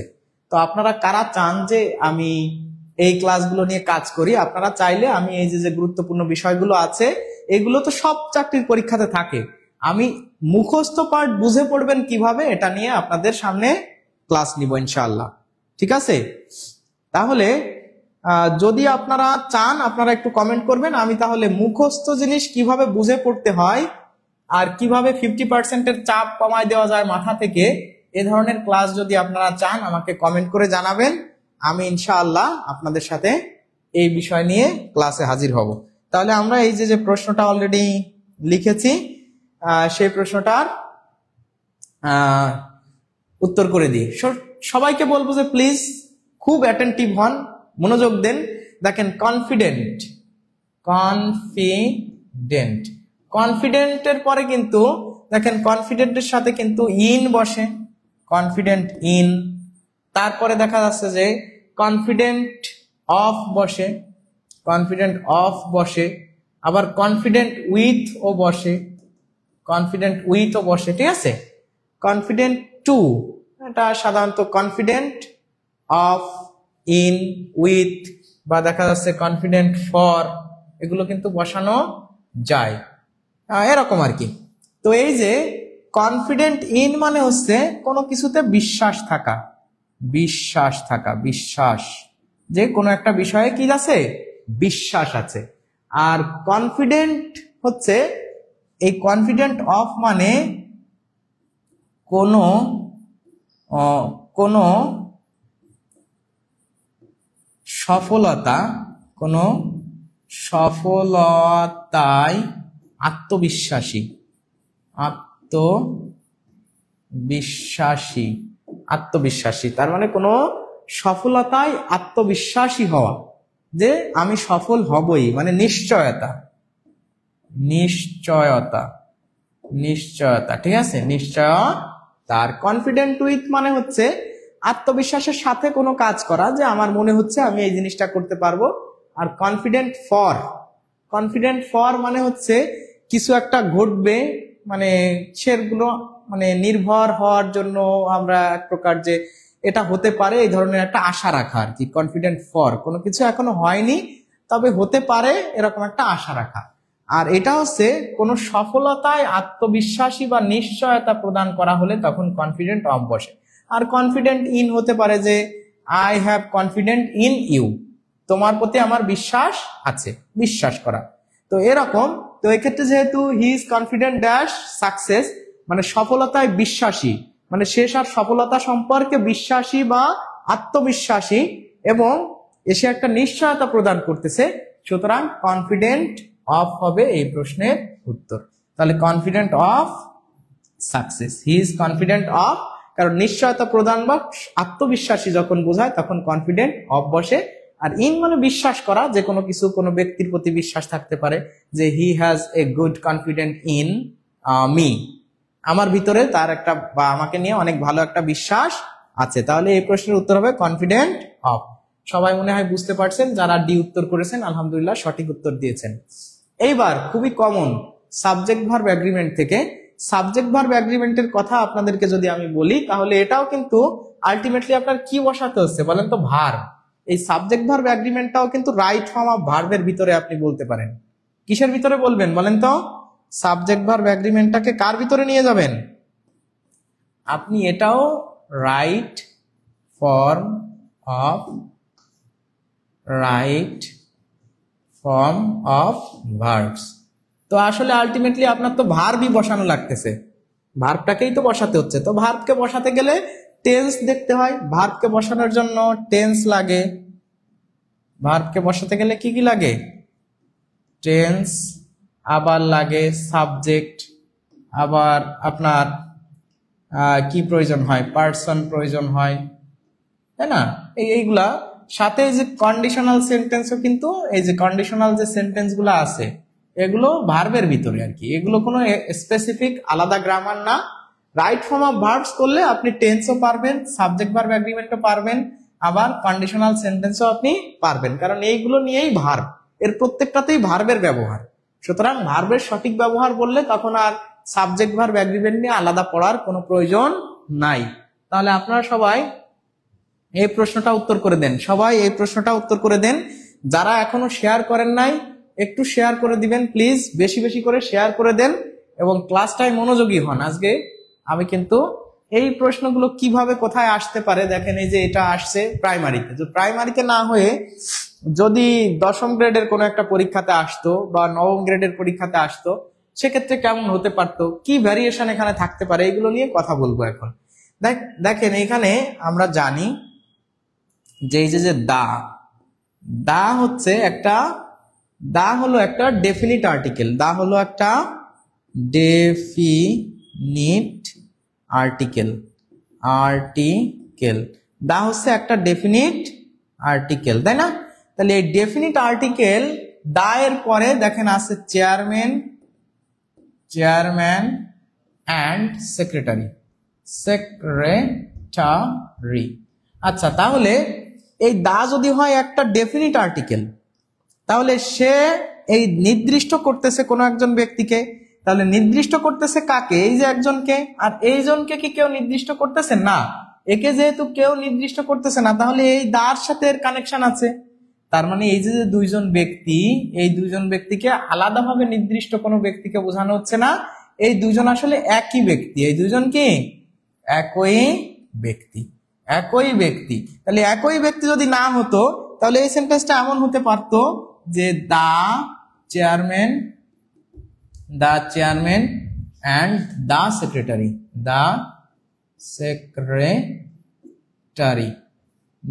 সেক্রেটারি। এখন কিন্তু দেখেন, এখন কিন্তু যদি আমি ব্যাখ্যা করি এই কথাটা, তাহলে দা যদি নির্দিষ্ট আর্টিকেল হয়, ডেফিনিট আর্টিকেল, তাহলে এই যে একজন ব্যক্তি নির্দিষ্ট ব্যক্তি, আবার দা দিয়ে আরেকজন নির্দিষ্ট ব্যক্তিকে বোঝানো হচ্ছে, তাহলে এখন কিন্তু হয়ে যাইতো দুইজন ব্যক্তি হয়ে যাইতো। কিন্তু এইখানে একটা দা আছে, মানে হচ্ছে এই দুইজন একই ব্যক্তি, কারণে এখানে একটা দা হয়েছে। দুইজন ব্যক্তিকে না বুঝিয়ে একজন ব্যক্তিকে বোঝানো হচ্ছে। আর একজন ব্যক্তিকে যখন বোঝানো হচ্ছে, তখন সেটা হয়ে যাচ্ছে সিঙ্গুলার যদি হয়ে যায় সেক্ষেত্রে অটোমেটিক কিন্তু এই ওয়ারটা বাদ হয়ে যাচ্ছে, হ্যাভটা বাদ হয়ে যাচ্ছে, তাই না? এবার হয় ইজ হতে পারে অথবা কি হতে পারে, ওয়াজ হতে পারে। তখন আপনার ফোকাস করতে হবে কোথায় বলেন তো? তখন আপনার অবশ্যই ফোকাস করতে হবে এটা কোন টেন্সে আছে। দেখেন লাস্ট মিটিং, এখানে লেখা আছে লাস্ট মিটিং। আর লাস্ট যদি কখনো থাকে, সেন্টেন্সে থাকে, লাস্ট যদি কখনো সেন্টেন্সে থাকে, সেটা হয় পাস্ট ইনডেফিনিট। কারণ last year, last month, last day, last night, এগুলো থেকে সবাই আমরা বুঝতে পারতেছি যে এটা লাস্ট মিটিং যেহেতু এখানে আছে, তাহলে নিঃসন্দেহে এটা অতীত, তাহলে ইজ হবে না, এটা তো প্রেজেন্ট টেন্স। তাহলে এই প্রশ্নের উত্তর কি হবে? এই প্রশ্নের উত্তর দেরি হয়ে গেল শাহিদা সুলতানা আপু, এখানে ওয়ার। আচ্ছা, তাহলে এই প্রশ্নের উত্তর হবে কোনটা?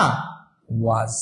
তাহলে ওয়াজ যদি হয়, এখন আমি যদি বলি যে যদি এইখানে একটা দা থাকতো, যদি এইখানে দা লেখা থাকতো, তাহলে কোনটা হতো উত্তর? আপনারা একটু কমেন্টে জানান তো।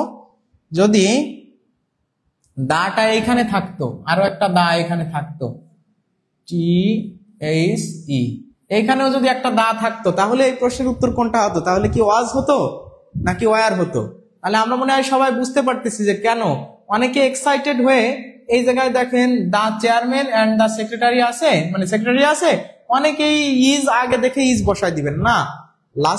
লাস্ট পর্যন্ত আপনাকে প্রশ্ন পড়তে হবে, না হলে আপনি জানেন এই জিনিসটা, অবশ্যই জানেন, কিন্তু পরীক্ষার হলে আপনার মাথা যখন কাজ করবে না, এক্সাইটেড হয়ে এটা বৃত্ত ভরাট করে দিবেন, বাসায় এসে যখন উত্তর মিলাবেন তখন দেখবেন আহারে এই জায়গায় যে লাস্ট মিটিং ছিল এটা তো খেয়াল করি নাই, আমি তো শুধু ওইটুকুন দেখে বসায় দিছি। তার মানে দা যে একবার যদি থাকে দা, সেক্ষেত্রে অবশ্যই সেটা সিঙ্গুলার, আর যদি এরকম আলাদা আলাদা ভাবে থাকে, দুইবার থাকে, সেক্ষেত্রে এটা হয়ে যায় কি প্লুরাল। তবে আপনার এই টেন্সটাকেও কি করতে হবে, খেয়াল করতে হবে। এটা খেয়াল না করলে আপনি কিন্তু ইজও তো হয়, তাই না? এখানে যদি লাস্টটা না থাকে, লাস্টটা যদি না থাকতো, তাহলে কিন্তু ইজ হতো উত্তর। তো এগুলো বিবেচনা করে আপনারা একটু দাগাবেন। আর ওইখানে যদি দা আবার থাকতো, তখন কিন্তু ওয়ার হতো। হ্যাঁ, অনেকে উত্তর করতেছেন ওয়ার হতো। মন পাখি, জব প্রিপারেশন, কে আর সুজন, ওয়ার হতো। এক্স্যাক্টলি, অনেকেই উত্তর করছেন ওয়ার হতো। তাহলে অনেক ধন্যবাদ। আমরা পরের প্রশ্নে চলে যাই। which one of the following is an adverb?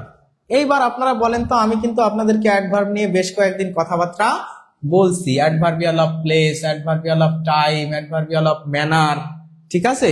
তো অ্যাডভার্ব কি করে? অ্যাডভার্ব কাকে মডিফাই করে? অ্যাডভার্ব। তো অ্যাডভার্ব কোনটা, নিচের কোনটা অ্যাডভার্ব? তো অ্যাডভার্ব হচ্ছে modifies all the parts of speech, species except noun, noun and pronoun, noun and pronoun, মানে নাউন এবং প্রোনাউন বাদে সকল পার্টস অফ স্পিচকে যে মডিফাই করে তার নামই কি অ্যাডভার্ব।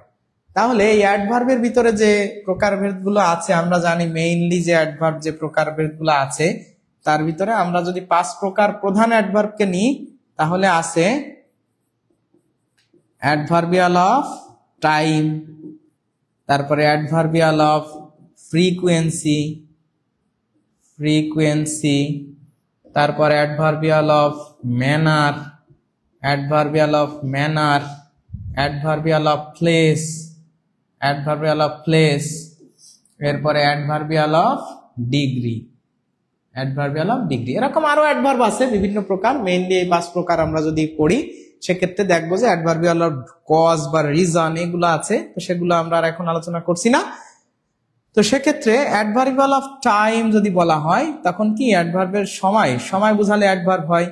ফ্রিকোয়েন্সি কাজের ধারাবাহিকতা বোঝালে অ্যাডভার্ব হয়। কাজের ধরন কিভাবে কাজ করে সেটাও অ্যাডভার্ব। জায়গা বোঝালে কি হয় অ্যাডভার্ব হয়। ডিগ্রি মানে কাজ কোনো কিছুর মাত্রা, মাত্রা বোঝালে সেটা অ্যাডভার্ব হয়। ঠিক আছে, তো সামডে অনেকে কমেন্ট করতেছেন। আচ্ছা, তাহলে আমরা একটু দেখি যে অন্য যেগুলো আছে এখানে।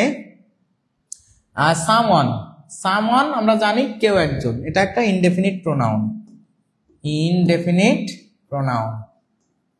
ইনডেফিনিট প্রোনাউনের সামওয়ান, সাম বডি, সামথিং, এরকম no one, nobody, nothing. তারপরে এই যে সামবডি এটাও তাহলে কি ইনডেফিনিট প্রোনাউন। এই যে সামথিং এটাও ইনডেফিনিট প্রোনাউন। তাহলে সাম ডে, সাম ডে কিছু দিন, বা সাম ডে যখন বলা হচ্ছে তখন কিন্তু সময় বোঝাচ্ছে, সময়। আর সময় যখন বোঝাবে তখন সেটা হয়ে যাবে হচ্ছে adverbial of time, adverbial of time. তো আমাকে এখানে কি চেয়েছে, which one of the following is an adverb। তাহলে এখানে এই প্রশ্নের উত্তর হবে গ। যারা গ উত্তর করেছেন তারা আলহামদুলিল্লাহ সঠিক উত্তর করেছেন, সবাইকে অনেক ধন্যবাদ। আপনাকে সবাই বুঝতে পারছেন? সবাই কি গ বাদে সব প্রোনাউন? কে আর সুজন ভাই লিখছেন গ বাদে সব প্রোনাউন, এক্স্যাক্টলি গ বাদে সব প্রোনাউন। আপনারা কি ঝিমাই গেলেন নাকি, নাকি আমি আজকে কমেন্ট করতেছি না? আচ্ছা, সবার ক্লাসটা কেমন লাগতেছে একটু সবাই বলেন তো, আমি একটু কমেন্ট পড়ি। এতক্ষণ ক্লাস নিলাম, এখন একটু কমেন্ট পড়ি। পরের প্রশ্নে চলে যাব, এটা বুঝতে পারছেন কিনা, আর সবার কি অবস্থা, ক্লাসটা কেমন লাগতেছে একটু বলেন তো। আজকে কি ঠিক আছে ক্লাস নেওয়ার স্টাইল? আর আপনারা এতক্ষণে অনেকে কমেন্ট করেছেন, কমেন্টগুলো আসলে পড়া হয় নাই, দেখি কি অবস্থা, কমেন্ট পড়ি এখন একটু। দেখি আমাদের পরিচিত জনরা কারা কারা আছেন, কারা কারা আছেন সাড়া দেন। স্যার আমরা আছি, দেখি আমাদের কে কে আছে পরিচিত। সবাই পরিচিত, সবাই একটু বেশি বেশি করে কমেন্ট করে আমাকে জানান যে স্যার আমি আছি। দেখি কে কে আছেন আমার পরিচিতের ভিতরে। সবাই তো পরিচিত। আশরাফুল আলম ভাই লিখছে অনেক সুন্দর পড়ান, অনেক ধন্যবাদ ভাই আপনাকে। লিমন আহমেদ ঠান্ডা মাথায় ভুল করছি। আচ্ছা, সানাউল্লাহ খান লিখছে আলহামদুলিল্লাহ। রুমা আক্তার লিখছে আলহামদুলিল্লাহ। রেবেকা সুলতানা আপু লিখছে আলহামদুলিল্লাহ ক্লিয়ার, ভালো লাগতেছে। স্যার আমি কেন পারতেছি না উত্তর একটাও। শাহিন ইসলাম পারবেন ভাই, কোনো অসুবিধা নাই, একটু বেসিক ই করেন, অনেক ভালো লাগতেছে। মিজানুর রহমান ভাই লিখছে। শহীদ ভাই লিখছে সামবডি বাদে সব প্রোনাউন। রেশমি ঋষি বলছে জি স্যার বুঝতে পারছি স্যার। ইমরান হুসাইন নাবিন ভাই লিখছে আমি অপরিচিত স্যার, কোনো অসুবিধা নাই, পরিচিত হয়ে গেলেন। এই যে আপনারা সবাই আমার ভাই ব্রাদার। আল রাহা ভুইয়া আলহামদুলিল্লাহ অনেক ভালো লাগছে। স্যার আমি আছি। সারোয়ার মোর্শেদ শাওন ভাই, হ্যাঁ পরিচিত, সবাই পরিচিত, এর ভিতরে শাওন ভাই তো পরিচিত। জাহিদ ইসলাম, জাহিদ হাসান রুবেল ভাই আলহামদুলিল্লাহ। রাসেল আহমেদ, সাদিয়া জাহান আলহামদুলিল্লাহ লিখছে, গ লিখছে। রিজন আলী ভাই লিখছে আলহামদুলিল্লাহ ভালো। আপনি আমাদের কমেন্টস পড়ছেন না। রেবেকা সুলতানা আপু এই যে পড়ে ফেলছি কমেন্ট আপনার, ঠিক আছে। নীল পদ্ম, স্যার আমি আছি নীল পদ্ম আপনার সাথে। হ্যাঁ নীল পদ্ম আপু পরিচিত। সানাউল্লাহ খান আলহামদুলিল্লাহ লিখছে, সানাউল্লাহ খান আলহামদুলিল্লাহ আলহামদুলিল্লাহ। এস এম এম রহমান আলহামদুলিল্লাহ। আপনার আলহামদুলিল্লাহ স্যার ক্লাস ভালো হচ্ছে আলহামদুলিল্লাহ আমি আছি। শহীদ ভাই তো লিখছে আমি আছি, শহীদ ভাই তো আছি। সেতুশীল আছি। আচ্ছা, তাহলে আপনারা কি সবাই শেয়ার করেছেন? সবাই কি শেয়ার করেছেন? আর আমি এতক্ষণে যে কমেন্টগুলো আপনাদের কাছে চেয়েছিলাম যে আপনারা কে কোন ক্লাসগুলো চান, কিভাবে করলে ভালো হয়, আইডিয়া চেয়েছিলাম। আপনারা কিন্তু অনেকেই কমেন্ট করেছিলেন, সবারটা শুনতে পাইনি, তবে হ্যাঁ আমি আপনাদের জন্য এই ক্লাসগুলো নিয়ে দ্রুত হাজির হব। তো আশরাফুল আলম ভাই লিখছে অসাধারণ অসাধারণ, আলহামদুলিল্লাহ, মাশাআল্লাহ। তো আপনারা এই যে যে ক্লাসগুলো করতেছেন সবাইকে কিন্তু আমার পক্ষ থেকে অনেক অনেক ভালোবাসা, অনেক অভিবাদন, শুভেচ্ছা, দোয়া করি আপনারা সবাই ভালো জায়গায় যান।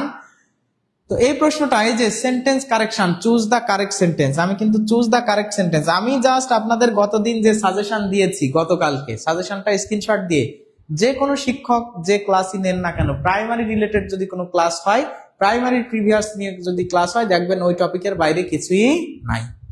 এটা ছিল কি সেন্টেন্স কারেকশন। তো সেন্টেন্স কারেকশন তো মাদার অফ অল টপিকস, এটাও আমি বলেছিলাম। সেন্টেন্স কারেকশন থেকে কত থাকবে? 2-3টা সেন্টেন্স কারেকশন থাকবে, মিনিমাম 2টা থাকবে, আপনি ধরে নেন 25টার ভিতরে 2টা থাকবে।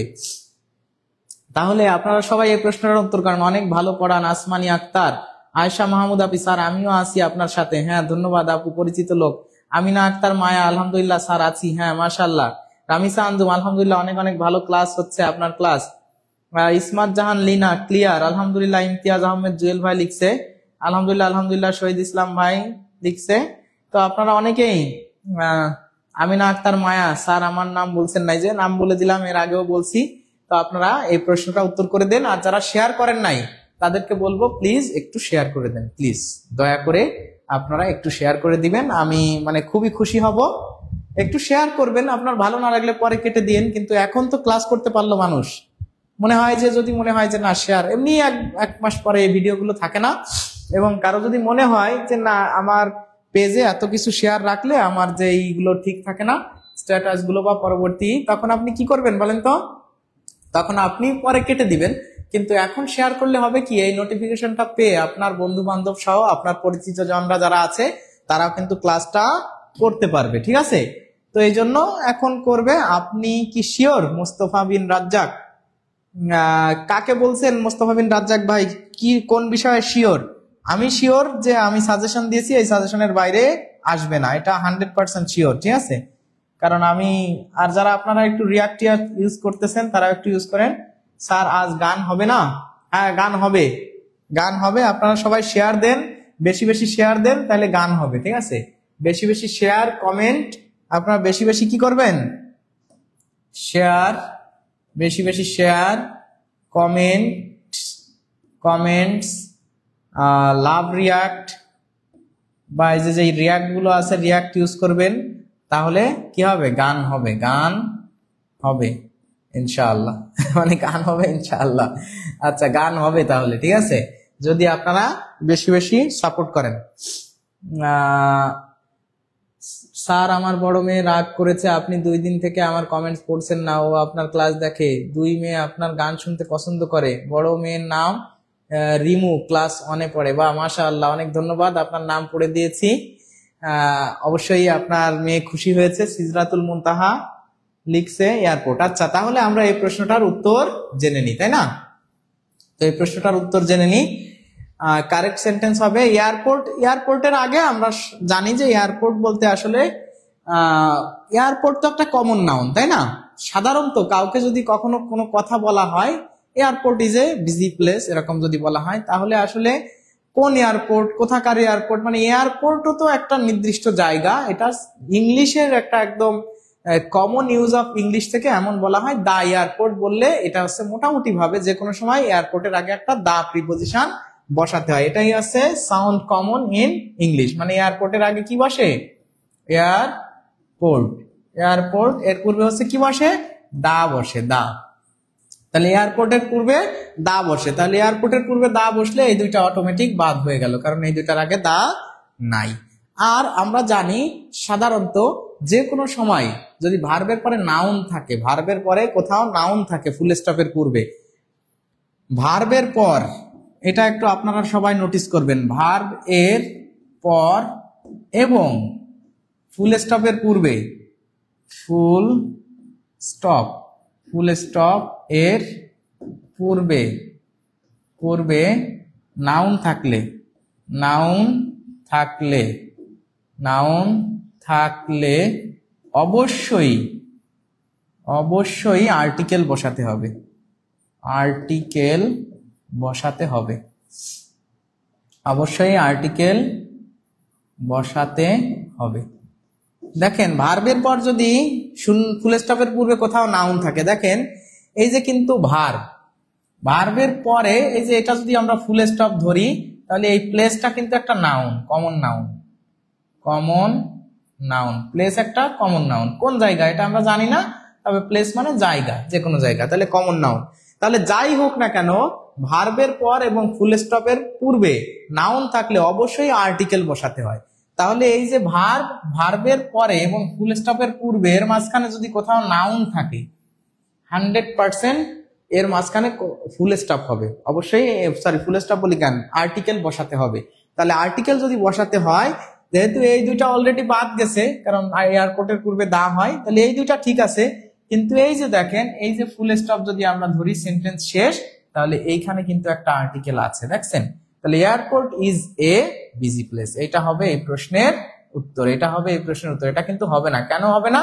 কারণ এইখানে কোনো কি নাই, আর্টিকেল নাই, আর্টিকেল নাই। তা আর্টিকেল না থাকলে সেটা হচ্ছে না, আর্টিকেল না হলে এই যে এখানে যে কথাটা বলছি দেখেন সেই কথা অনুযায়ী কিন্তু এখানে কোনো কি নাই, আর্টিকেল নাই, জন্য এটা সেন্টেন্স সঠিক হবে না। তাহলে এই প্রশ্নের উত্তর হবে গ। গ কারা কারা উত্তর করেছেন তারা একটু বলেন যে স্যার গ উত্তর করেছি। যারা গ উত্তর করেছেন তারা সবাই একটু কমেন্ট করে জানাবেন। তো যাই হোক, এই যে ক্লাসটা আমরা করতেছি, অলরেডি আমরা 9টা কোশ্চেন সলভ করে ফেলছি আলহামদুলিল্লাহ। খুব দ্রুতই মনে হয় করছি, কতক্ষণে আমাদের 1 ঘন্টা টাইমে কিন্তু আমরা অলরেডি 1 ঘন্টা টাইমে কিন্তু অলরেডি আমরা 9টা প্রশ্ন সলভ করে ফেলছি। তো ক্লাসটা এরকম হলেও একটু, যদিও আমাদের যেহেতু শুরু করতে টাইম লাগে একটু বেশি, 10-15 মিনিট চলে যায়, ফাইনালি আমরা যখন শুরু করি প্রত্যেকটা প্রশ্নে 2-3 মিনিটের ভিতরে, কিন্তু 2-3 মিনিট ধরে কতটা প্রশ্ন সলভ করছি এর থেকে গুরুত্বপূর্ণ হচ্ছে যে আমরা কোশ্চেনটা রুট শিখতে পারতেছি কিনা। তাহলে এই যে এই কোশ্চেনগুলো নিয়ে যখন আমরা অ্যানালাইজ করব, আপনারা একটু কমেন্টে জানাবেন যারা এখানে দেখতেছেন, আপনারা প্রাইমারি বিশেষ করে এই নিয়োগে, মানে এই নিয়োগে আপনারা যারা এখানে আছেন আপনারা অ্যাপ্লাই করতেছেন কারা, বা অ্যাপ্লাই করছেন কারা, এবং আপনারা যারা কমেন্ট করতেছেন তাদের কাছে আমি বলবো যে আপনারা একটু এই কথাটাও জানাবেন যে কে কোন লেভেলে আছেন, কে কোন স্টেজে আছেন, কে কোন স্টেজে আছেন এটা একটু জানাবেন। স্টেজ মানে হচ্ছে কেউ আছে নতুন শুরু করছেন, নতুন, আর কেউ আছে মিডিয়াম মানে মধ্যম, আর কেউ আছে হচ্ছে একদম চূড়ান্ত পর্যায়ে, চূড়ান্ত মানে অনেকে আছে যে নতুন চাকরির পড়াশোনা শুরু করেছে। আপনারা যারা নতুন শুরু করেছেন এরকম কারা আছেন বলেন তো? নতুন একদম, তারা আছে নিউ, আর এটা তো মিডিয়াম আর চূড়ান্ত মানে একদম লাস্ট স্টেজে আছেন, যে পড়াশোনা শেষ, লাস্ট স্টেজ, এখন শুধু রিভাইজ করতেছেন এরকম। তাহলে তারা কে কে কোন পর্যায়ে আছেন একটু পারলে, নিজের কাছে অনেক ভালো লাগে, তারা একটু আমাকে কমেন্ট করে জানান যে কোন কোন লেভেলের থেকে কারা আমাদের ক্লাসগুলো দেখছেন। তাহলে আপনাদেরকে আমি বলতে পারবো যে এই যে প্রাইমারির প্রস্তুতি আপনারা কে কিভাবে নিবেন।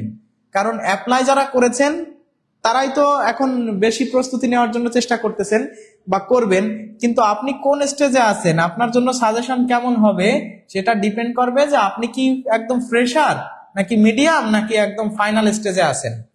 সবার জন্য কিন্তু এক সাজেশন না, আপনার পড়াশোনার স্টাইল একরকম হবে, আর একজনের কিন্তু আর এক রকম হবে। তাহলে কে কোন রকম কোন পর্যায়ে আছেন একটু জানাবেন। লাস্ট স্টেজ তানিয়া আক্তার, নতুন নাজমুন নাহার আপু, হ্যাঁ, তাহলে আপনারা কে কেমন স্টেজে আছেন একটু আমাকে জানাবেন। তাহলে আপনাদের সামনে কথা বলতে, যে আপনারা অধিকাংশ যে লেভেলের আছেন আমি কিন্তু আপনাদেরকে ওই লেভেলটা নিয়ে কথা বলতে পারবো। স্যার আমি এখনো করি নাই স্যার, মিডিয়াম লেভেল, আলহামদুলিল্লাহ, কোনো অসুবিধা নাই। যারা যে লেভেলেরই থাকুন না কেন কোনো অসুবিধা নাই, একটু জানাবেন, ঠিক আছে? তো কে কোন লেভেলের আছেন একটু জানাবেন। মিডিয়াম, একদম চূড়ান্ত পর্যায়ে আছি স্যার, আচ্ছা, যারা চূড়ান্ত পর্যায়ে আছেন তাদের জন্য আমি একটা ফর্মুলা বলে দিচ্ছি, আর যারা নতুন আছেন তাদের জন্য বলতেছি। আপনারা কি বই খাতা মোটামুটি সবাই কিনেছেন? বই খাতা আমাদের টিউটোরিয়ালের বাইরেও কিন্তু ভালো প্রস্তুতি নিতে গেলে এটা একটা সাজেশনমূলক বই। এটা দ্বারা আপনি টিউটোরিয়ালের পক্ষ থেকে, টিউটোরিয়ালে যারা ভর্তি আছেন, আমাদের টিউটোরিয়ালে যারা ভর্তি আছেন তারা হচ্ছে যে আমাদের এক সেট বই পেয়েছেন, এই বইটা হচ্ছে সুন্দর একটা সাজেশনমূলক বই। কিন্তু এই বইয়ের বাইরেও আপনাকে কিছু বই খাতা কিনতে হবে। এখন কোন কোন বই খাতা কিনবেন এটার বিষয়ে দরকার আমি কথা বলবো, কিন্তু বই কি আছে অন্যান্য বই, আপনারা এর বাইরে কি বই খাতা কেনা আছে সেগুলো একটু আমাদেরকে জানাবেন। আলহামদুলিল্লাহ, তাহলে আমি কিন্তু আপনাদেরকে সাজেশনটা সুন্দরভাবে দিতে পারবো। ঠিক আছে, তাহলে বই খাতা যেহেতু আরো বই খাতা লাগবে, আপনারা বই খাতা আছে কিনা একটু জানাবেন, আর কে কোন লেভেলে আছেন এটা জানাবেন। অনেকে নতুন, আমি নতুন পড়াশোনা শুরু করেছি আগে, কিন্তু চাকরির জগতে নতুন। আচ্ছা, তাহলে এখানে অধিকাংশই দেখছি যে নতুন আছে, তাহলে নতুন থাকলে তাদের জন্য পড়াশোনার স্টাইল অন্যরকম। এই লাস্ট স্টেজে যারা আছে তাদের জন্য আমি বলবো যে আপনারা লাস্ট স্টেজে থাকলে আপনারা এখন বেশি পড়বেন হচ্ছে মডেল টেস্ট পরীক্ষা দিবেন। মডেল টেস্ট পরীক্ষা কিভাবে দিবেন? মডেল টেস্ট পরীক্ষা আপনি শুধু অনলাইনে দিবেন না, অনলাইনে পরীক্ষা যা পারেন দিবেন বিভিন্ন অ্যাপস বা গ্রুপের মাধ্যমে, কিন্তু আপনাকে মডেল টেস্ট বই কিনতে হবে। বাজারে কিন্তু মডেল টেস্টের অনেক বই আছে, অনেক মডেল টেস্টের কি আছে, অনেক বই আছে। এই বইগুলোতে আপনার পরীক্ষা দিয়ে প্রতিনিয়ত আপনার কনফিউশন ক্লিয়ার করতে হবে। কিভাবে করতে হবে সেটা এখন আর আমি দেখাচ্ছি না, আমি পরের দিন মানে কালকেই দরকার হয় আমি যেভাবে পড়ি বা পড়াশোনা করেছি, আলহামদুলিল্লাহ এখনো তো পড়তেছি, আমার মডেল টেস্ট বইটা আপনাদেরকে দেখাবো। ঠিক আছে, আমার মডেল টেস্ট বই যেরকম বিসিএস এর জন্য আমি যেভাবে পড়ছি আপনাদেরকে সেগুলো দেখাবো ইনশাআল্লাহ, কোনো টেনশনের দরকার নেই। তাহলে মডেল টেস্ট বই বাজার থেকে কিনবেন, তো বাজার থেকে কিনবেন প্রাইমারির জন্য মডেল টেস্ট কোনটা কিনবেন এটা জানতে চান, তাহলে বই নিয়ে আমি একটা আলোচনা করব। আর যারা নতুন আছেন তারা কি বই খাতা কিনবেন আর কিভাবে পড়াশোনা করবেন এইগুলো সব নিয়ে কিন্তু আমার মনে হয় একটা সাজেশন বা গাইডলাইন মূলক ক্লাস দরকার। মানে শুধু এই ক্লাস নিলে হবে না, এইভাবে সেন্টেন্স কারেকশন বা গ্রামার, এটার বাইরে মডেল টেস্ট কিনলে যারা চূড়ান্ত পর্যায়ে আছেন কিভাবে মডেল টেস্ট কিনবেন আর পরীক্ষা দিবেন আমি সেটা বলবো। মিডিয়াম বা নতুন লেভেলে নতুন যারা কি বই কিনবেন, কিভাবে প্রস্তুতি শুরু করবেন, এগুলো জানা দরকার। শুধু এইসব ক্লাস করে কিন্তু আলটিমেটলি কিছু হবে না। তাহলে এই রিলেটেড ক্লাস যদি আপনারা চান তাহলে আমি অন্য ক্লাসের আগে শুধু ম্যাথের সাজেশনটা দেবো, আর এই গাইডলাইন মূলক একটা ক্লাস আপনাদের সামনে, গাইডলাইন মূলক একটা ক্লাসে হবে না, একদিন শুধু বই নিয়ে কথা বলবো, আর একদিন হচ্ছে কিভাবে কোন স্টেজে যারা আছেন তারা কিভাবে পড়বেন, কোন স্টেজের লোক কিভাবে পড়বেন এটা নিয়ে কথা বলবো। আমি মনে করি যে এটাই গুরুত্বপূর্ণ, আপনার জানতে হবে হাউ টু স্টাডি এবং হোয়াট টু স্টাডি, কি পড়তে হবে কিভাবে পড়তে হবে এটা জানা প্রয়োজন। তো সেই কারণে দিক নির্দেশনামূলক একটা ক্লাস আপনাদের সামনে আমি নিব। আর আপনারা যারা আমাদের পেইড ব্যাচে অলরেডি আছেন, আলহামদুলিল্লাহ যারা আমাদের পেইড ব্যাচে আছেন তারা তো মোটামুটি ক্লাসের পাশাপাশি হয়তো গাইডলাইন পাচ্ছেন। আর আমি বলবো যে আমার ক্লাসগুলোতে আমি এখন থেকে চেষ্টা করব যে ক্লাস ঠিক আছে, ক্লাস ভাই বলে দিলে তো আপনি পড়ে নিতে পারবেন, আপনার পরীক্ষা আপনার দিতে হবে, আমি এখানে পাণ্ডিত্য দেখায় লাভ নাই। আপনার পরীক্ষার হলে আপনারই থাকা লাগবে, আপনার ম্যাথটা আপনারই সমাধান করতে হবে, আপনাকে আমি দেখাই দেবো কিভাবে পড়তে হয়, আপনার মূলত পড়ে নিতে হবে। কিন্তু কিভাবে পড়বেন, কি পড়বেন না, কতটুকুন পড়বেন এটা কিন্তু আমাদের সবার জানা প্রয়োজন। যেহেতু এটা আমাদের জানা প্রয়োজন আমি চেষ্টা করব গাইডলাইনটা দেওয়া। এখন আপনারা অ্যাডাল্ট এনাফ, সবাই অনার্স মাস্টার শেষ করা ছেলে মেয়ে, আপনাদেরকে জাস্ট আমরা যদি বলে দিই যে পড়ে নিবেন, তাহলে কি পড়ে নিবেন এটা জানলে আপনারাই পড়ে নিতে পারবেন। এটা আপনাদের ঘরে বসে বসে রিডিং সরেয়া মরশিকারে মিয়া আমি এভাবে তো আপনাদেরকে পড়াই দেওয়ার দরকার নেই, আপনারা সবাই পড়ে নিতে পারবেন। যেটা মুখস্থ করতে হবে বলে দিলে মুখস্থও করে নিতে পারবেন, যেটা বুঝতে হবে বুঝেও নিতে পারবেন। কিন্তু কোনটা পড়বেন কোনটা পড়বেন না আর কার প্রস্তুতি কেমন হবে এটা অনেকেই আমরা জানি না। সুতরাং আমরা যারা এই বিষয়গুলো জানি না আমি তাদেরকে বলবো যে আমি ক্লাসগুলো চেষ্টা করবো এরপর থেকে কোশ্চেন সমাধান থাকবে ঠিক আছে, কিন্তু আপনারা প্রস্তুতি নেবেন কিভাবে, এই প্রস্তুতি নেওয়ার ওয়েটা কিন্তু আপনাদেরকে আমি বলবো ইনশাআল্লাহ। আপনাদের মানচিত্র কি আছে, মানচিত্র থাকলে মানচিত্র কিভাবে পড়বেন, মানচিত্রের উপরে কিন্তু দরকার আমি একটা ক্লাস আপনাদের নিয়ে নেব। মানচিত্র কিভাবে পড়বেন, মানচিত্র ছাড়া কিন্তু সাধারণ জ্ঞানে কখনোই ভালো করা যাবে না। নোট করবেন কিভাবে, নোট সম্পর্কে আপনাদের আগেও বলছি যে নোট কিভাবে করবেন সব বিষয়ে আমি চাচ্ছি যে আমাদের এই পেজ থেকে আপনাদেরকে শুধু ক্লাস না, ক্লাসের পাশাপাশি এই জিনিসগুলো প্রোভাইড করতে।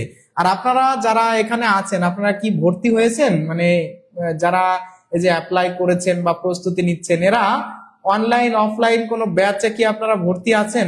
ভর্তি থাকতে হবে। ভর্তি থাকলে হবে কি, আপনার পড়ার গতিটা কিন্তু বৃদ্ধি পাবে, সুনির্দিষ্ট গাইডলাইন পাবেন। সুনির্দিষ্ট কি পাবেন? গাইডলাইন, সুনির্দিষ্ট গাইডলাইনস পেয়ে যাবেন, এবং টপিক ও সিলেবাস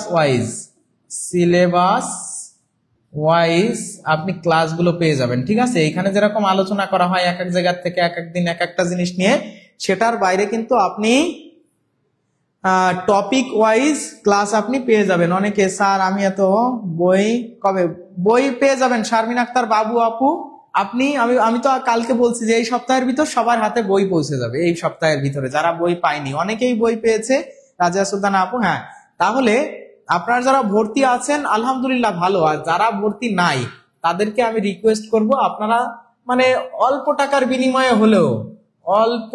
বিনিময়ে হলেও কোনো একটা ব্যাচে ভর্তি হন। কোনো একটা ব্যাচে ভর্তি হলে আপনার পড়ার যে গতি এবং সাজেশন বা টপিক ওয়াইজ ক্লাস সাজানো গোছানো যে বিষয়টা, এটা কিন্তু প্রয়োজন আছে। এগুলো করে আলটিমেটলি কিন্তু টোটাল প্রিপারেশন হয় না। এই সেন্টেন্স কারেকশনের উপর টোটাল যদি 2 ঘন্টার 4টা ক্লাস করেন, তখন আপনার সেন্টেন্স কারেকশনের যে ভিত্তিটা তৈরি হবে, একটা কোশ্চেনে আসলে এত কিছু আলোচনা করা যায় না। এটা সত্য, এটা আপনার বিশ্বাস করতেই হবে। সুতরাং সুন্দর একটা চাকরি যদি আপনি পেতে চান, সুন্দর একটা চাকরি পেতে চাইলে সুন্দর একটা ব্যাচ আপনাকে অবশ্যই বেছে নিতে হবে। এবং এটার আঙ্গিকে দেখবেন যে বাংলাদেশের বিভিন্ন প্রতিষ্ঠান অনলাইন এবং অফলাইনে অনেক ব্যাচ আছে। আপনার যেটা ভালো লাগে আপনি সেটা ভর্তি হতে পারেন, কোনো অসুবিধা নাই। আপনাকে আমি বলতেছি না এইটাই বেস্ট, এটাই ভর্তি হতে হবে। তবে হ্যাঁ, আপনি অবশ্যই যাচাই বাছাই করে আপনি কি করবেন, অবশ্যই যাচাই বাছাই করে ভর্তি হবেন। যাচাই বাছাই বলতে আপনি তো যে অনলাইন প্ল্যাটফর্মে যাবেন তাদের টিচারদের কোয়ালিটি দেখবেন, তাদের মনে করেন যে পড়ানোর স্টাইলটা দেখবেন, তারা কতটা কোন সার্ভিস দিচ্ছে এটা দেখবেন। যারা ভর্তি স্টুডেন্ট আছে তাদেরও আপনি রিভিউ নেবেন। এভাবে করে আপনার যদি পছন্দ হয় আপনি যে কোনো একটা ব্যাচে ভর্তি হন। তবে আপনাদের জন্য সুখবর কি, সেটা হচ্ছে আমরা আমাদের টিউটোরিয়ালের টিচারদেরকে তো আপনারা ভালো করে চেনে নি, তো টিচারদের কোয়ালিটিও আপনারা জানেন। আমরা কিন্তু একটা পেইড ব্যাচের, এই যে পেইড ব্যাচে আমরা অলরেডি কম্বাইন্ড ব্যাচ তো আছেই, এবং প্রাইমারির জন্য কি করছি, প্রাইমারির জন্য একদম নতুন একটা ব্যাচ আমরা শুরু করেছি। তো প্রাইমারির জন্য যেহেতু আমরা নতুন ব্যাচ শুরু করেছি, আপনাদের সবাইকে বলবো যে আপনারা আমাদের কোয়ালিটি যেহেতু জানেন, সেক্ষেত্রে আমাদের প্রাইমারির নতুন ব্যাচে আপনারা কিন্তু ভর্তি হতে পারেন। আর আমাদের সব থেকে মানে স্ট্রং অপরচুনিটি যেটা, সেটা হলো যে এখানে আমি যেটা আপনাদেরকে এখন বলবো যে এই যে দেখেন, one time admission, life time access, এটা হচ্ছে আমাদের সব থেকে বড় মোটো। তো আগে যারা ভর্তি হয়েছেন, যারা পড়াশোনা করেছেন, অসুবিধা নাই। আর আমাদের এখানে যারা ভর্তি হতে চান, যারা এখনো ভর্তি হননি, তাদের জন্য আমাদের সব থেকে বড় সুযোগ যে আপনি একবার ভর্তি হলে পরবর্তী চাকরি পাওয়ার মানে পরবর্তী যত ব্যাচ হবে সেগুলো তো আপনি ক্লাস করতে পারবেন, নতুন ব্যাচগুলো। আর পূর্ববর্তী ব্যাচেরও লাইভ ক্লাসগুলো, রেকর্ডেড ক্লাসগুলো আপনি সব পেয়ে যাবেন। পরীক্ষাও নেওয়া হবে ইনশাআল্লাহ। তো একটু টেকনিক্যাল প্রবলেমের কারণে যে 2-1টা দিন দেখা যাচ্ছে যে একটু প্রবলেম হয়েছে, কোনো অসুবিধা নাই। যারা ভর্তি আছেন তাদেরকে আশ্বাস দিচ্ছি ইনশাআল্লাহ সব ওকে হয়ে যাবে এই সপ্তাহ থেকে। আর যারা ভর্তি হতে চান তারা কিন্তু আমাদের কম্বাইন্ড ব্যাচে যদি চলে আসেন বা প্রাইমারির নতুন ব্যাচে যদি চলে আসেন, আশা করি আপনার প্রস্তুতিটা সুন্দর হবে। আর প্রস্তুতিটা সুন্দর হওয়ার জন্য আপনার কি প্রয়োজন, আমি সবাইকে বলবো অবশ্যই আপনাদের একটা ব্যাচ প্রয়োজন। এবং আমাদের যে গুগল ফর্ম এখানে দেখেন দেওয়া আছে, গুগল ফর্ম, আপনারা ভর্তি হতে চান এরকম কারা আছেন একটু লেখেন তো। ভর্তি হতে চাই এরকম কারা আছেন, ভর্তি হতে চাই এরকম কারা আছেন একটু লেখেন তো। স্যার ভর্তি হতে চাই কারা আছেন, তারা একটু লেখেন স্যার ভর্তি হতে চাই। তাহলে ভর্তি হতে চাই এরকম কারা আছেন, তাদের জন্য কিন্তু আমাদের যে কম্বাইন্ড ব্যাচের সুযোগ টিউটোরিয়ালের পক্ষ থেকে, সেটা হচ্ছে মাত্র 1450 টাকায়। মাত্র 1450 টাকায় আপনি ভর্তি হতে পারতেছেন। 01310467471, 01310467471। পার্সোনাল নাম্বার বিকাশ এবং নগদ দুইটাই আছে, বিকাশ এবং নগদ দুইটা অ্যাকাউন্টই আমাদের রয়েছে। পার্সোনাল নাম্বারে আপনি কি করবেন, সেন্ড মানি, সেন্ড মানি করবেন। ভর্তি হতে চাই এরকম কারা আছেন তারা একটু কমেন্ট করে জানান যে স্যার ভর্তি হতে চাই। যারা ভর্তি হতে চান একটু কমেন্ট করেন। স্বপ্ন ঘেরা শ্যামলী আপু লিখছে, হ্যাঁ তাহলে দেখেন আমাদের প্রতিনিধিরা আপনাদের সাথে যোগাযোগ করবে একদম সুন্দরভাবে একটা গাইডলাইনের মাধ্যমে। আপনি কিন্তু আমাদের এই ক্লাসগুলো পাপড়ি জামান ভর্তি হতে চাই লিখছে, ভর্তি হতে চাই পাপড়ি জামান আপুকে অনেক ধন্যবাদ।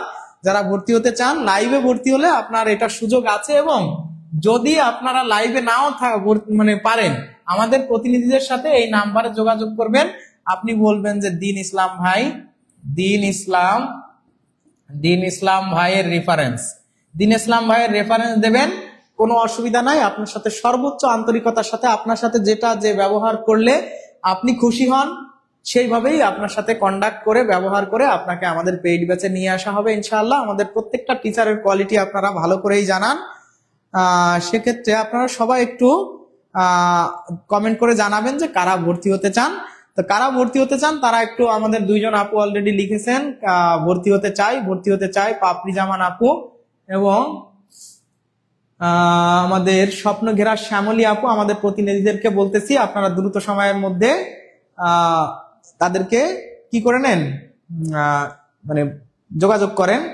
আর রোকসানা আক্তার, আমি নিবন্ধনের জন্য ভর্তি হতে চাই। রোকসানা আক্তার আপু অবশ্যই আমাদের নিবন্ধনের ব্যাচ রয়েছে। নাজমুন নাহার, নাজনীন আপু লিখছেন ভর্তি হতে চাই, আমি আজকে ভর্তি হয়েছি। আসাদুজ্জামান ভাই লিখছে আমি আজকে ভর্তি হয়েছি, অনেক ধন্যবাদ আপনাকে, কনগ্রাচুলেশন। আব্দুল আওয়াল লিখছে গাজী। মিজানুর রহমানের প্রাইমারি গাইডলাইন বই কিনলে কি হবে ভাইয়া? হ্যাঁ হবে, অসুবিধা নাই, কিনতে পারেন। স্যার প্রাইমারি কোর্স শেষ করতে কতদিন পরীক্ষার আগে শেষ হবে? হ্যাঁ অবশ্যই ফারজানা আহমেদ আপু, পরীক্ষার আগে শেষ অবশ্যই আমরা করে দেব। মানে শেষ না হলে তো আপনি পরীক্ষা দিতে যাবেন কিভাবে? অবশ্যই আপনাকে যদি ক্লাস বেশি দিয়েও শেষ করতে হয়, যদি পরীক্ষার ডেট চলে আসে আমরা বুঝতে পারি, অবশ্যই আপনাকে শেষ করায় দেওয়া হবে। এবং শুধু প্রাইমারি না, প্রাইমারি ছাড়াও সকল চাকরির পরবর্তী ব্যাচগুলোতেও আপনি অ্যাড থাকবেন। আপনার এই চাকরি যদি হয়ে গেলে তো আলহামদুলিল্লাহ, না হলেও পরবর্তী যে সব চাকরির জন্য কোর্স থাকবে প্রত্যেকটা কোর্সে আপনি ভর্তি আছেন। আপনার আর জীবনেও টিউটোরিয়ালে ভর্তি হওয়ার কোনো প্রয়োজন নাই। সুতরাং আপনাদের সবাইকে বলবো একবার যদি ভর্তি হয়ে আপনারা এই কোর্সে এনরোল করতে পারেন তাহলে আপনাদের আর ভর্তি হওয়ার কোনো প্রয়োজন নাই। তাহলে কারা ভর্তি হতে চান একবার অন্তত একটা গাইডলাইনের ভিতর চলে আসেন, তখন আপনি পেইড ব্যাচের সকল সাজেশন সহ টপিক ভিত্তিক ক্লাসও পেয়ে যাবেন, নোট খাতাটাও সুন্দর করে করতে পারবেন, সাজানো গোছানো একটা প্রস্তুতিও হয়ে যাবে। আর একটা বিষয় হচ্ছে আপনি আমাদের যে লাইভ ক্লাসগুলো হয় এগুলো তো আছেই, এতে কোশ্চেন সলভ করাটা বিভিন্ন গাইডলাইন এগুলো আপনি হাতে পেয়ে যাচ্ছেন।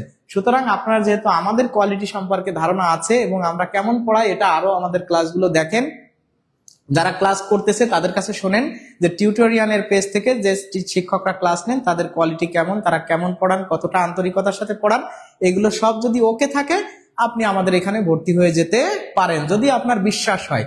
বিশ্বাস না হলে অন্য কারোর উপর বিশ্বাস থাকলেও আপনি সেখানে ভর্তি হন, কিন্তু আপনাকে একটা পেইড ব্যাচে ভর্তি থাকতে হবে। তাহলে আপনি, তাছাড়া আপনি কিন্তু টোটাল গাইডলাইনটা কখনো পাবেন না। টপিক ওয়াইজ সিলেবাস ভিত্তিক ভাবে যদি শেষ করতে চান নিশ্চয়ই কোনো না কোনো পেইড ব্যাচে, নট অনলি টিউটোরিয়াল, কোনো না কোনো পেজের পেইড ব্যাচে আপনাকে থাকতে হবে।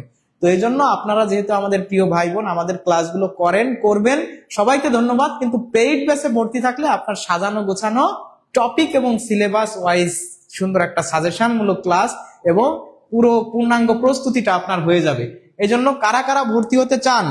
ভর্তি বানানে ভুল আছে, ভর্তি বানানে সেনবাগী ভাই লিখছে প্রাইমারি ভর্তি পড়লে 218 সালের বই একটু জানাবেন। প্রাইমারি পুরাতন বই পড়লে হবে না, 2018 সালের বই পড়লে হবে না, হবে পরে নয়াকার।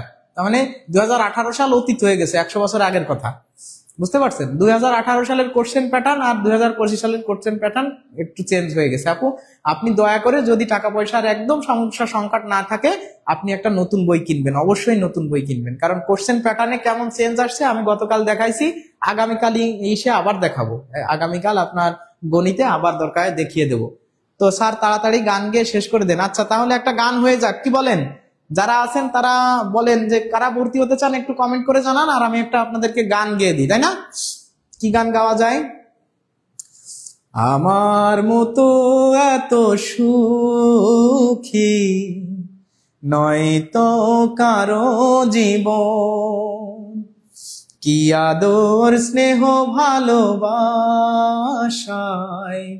জড়ানো মায়ার বাঁধন। জানিয়ে বাঁধন ছিঁড়ে গেলে কভু আসবে আমার মরণ। আমার মতো এত সুখী নয়তো কারো জীবন, কি আদর স্নেহ ভালোবাসায় জড়ানো মায়ার বাঁধন। কি চলবে এ গান? এ গান কি চলবে? কেমন লাগতেছে বলেন? আপনারা যদি বলেন তাহলে কিন্তু এই গানটাই আপনাদের গেয়ে শোনাবো। 2024 সালের বই পড়া লাগবে, পড়া যাবে। হ্যাঁ, 2024 সালের বই পড়া যাবে। আমাদের শ্রদ্ধেয় ফাহিম মোর্শেদ স্যার লিখছেন দিন ইসলাম স্যার ইজ দ্য বেস্ট। আমাদের প্রিয় শিক্ষক, শ্রদ্ধেয় শিক্ষক, খুবই মেধাবী, প্রজ্ঞাবান, বিচক্ষণ একজন মানুষ। আগামীকাল হয়তো আপনাদের সাথে ক্লাসে থাকবেন। তিনি একটা সুন্দর কমেন্ট করেছেন। স্যারকে অনেক অনেক ধন্যবাদ এবং ভালোবাসা। তো এই গানটা কি, এই গানটা চলবে? এই গান কি পছন্দ? তা না হলে আপনারা বলেন যে সুইচ দা গান, তাহলে গান কিন্তু সুইচ করেও শোনানো যাবে। দারুন, আখি তারা, আচ্ছা লিখছে দারুন, তাহলে এটা আমরা শুনতে পারি। বুকে ধরে যত ফুল ফুটালাম, সে ফুলের কাঁটা ছাড়া কি পেলাম, ভাগ্যের পরিহাসেরই নাম। ও বুকে ধরে যত ফুল ফুটালাম, সে ফুলের কাঁটা ছাড়া কি পেলাম, ভাগ্যের পরিহাসেরই নাম। কেন নিয়তির কাছে বারে বারে হেরে যায় মানুষ এমন, আমার মতো এত সুখী নয়তো কারো জীবন, নয়তো কারো জীবন, কি আদর স্নেহ ভালোবাসায় জড়ানো মায়ার বাঁধন। চারিদিকে নিরাশার বালুচর, কি আশায় বেঁধেছি খেলা ঘর, স্বপ্ন ভেঙে দিতে এলো ঝড়। ও চারিদিকে নিরাশার বালুচর, কি আশায় বেঁধেছি খেলা ঘর, স্বপ্ন ভেঙে দিতে এলো ঝড়। কেন মমতার টানে কেঁদে মরে, বেদনার কথা এখন, আমার মতো এত সুখী নয়তো কারো জীবন, কি আদর স্নেহ ভালোবাসায় জড়ানো মায়ার বাঁধন। জানিয়ে বাঁধন ছিঁড়ে গেলে কভু আসবে আমার মরণ, আমার মতো এত সুখী নয়তো কারো জীবন, নয়তো কারো জীবন। সবাইকে ধন্যবাদ, আপনারা যারা এতক্ষণ আমাদের সাথে ছিলেন, কমেন্ট করেছেন, আলহামদুলিল্লাহ, ক্লাস করেছেন, সবাইকে আমার পক্ষ থেকে অনেক অনেক ভালোবাসা, শুভেচ্ছা। তো পরবর্তী ক্লাসে আপনাদের সাথে আবার দেখা হবে ইনশাআল্লাহ। তো যারা গানটা কেমন লাগলো একটু বলবেন। স্যার আমরা এত না পারার দলে কেন, একটু বলবেন? না পারবেন ইনশাআল্লাহ। শাহিদা আপু আমাদের পেইড ব্যাচে ভর্তি হয়ে যান, সব পারবেন ইনশাআল্লাহ। কিভাবে পারেন স্যার এত সুন্দর গান গাইতে? বা মাশাআল্লাহ, তাই নাকি? ধন্যবাদ আমাদের স্যারকে। রাজিয়া সুলতানা, মনটা খারাপ ছিল, আরো ইমোশনাল হয়ে গেলাম। আহারে, তাহলে কি গান গেয়ে ভুল করলাম? আখি আক্তার, প্রাণ জুড়িয়ে গেল। রাজিয়া সুলতানা আপু অনেকগুলো লাভ রিয়াক্ট দিয়েছেন। সারোয়ার মুর্শেদ ভাই লিখছে অনেক অনেক দোয়া রইলো স্যার, ধন্যবাদ। Excellent sir. মাইশা আক্তার, ঐশী লিখছে এক্সিলেন্ট।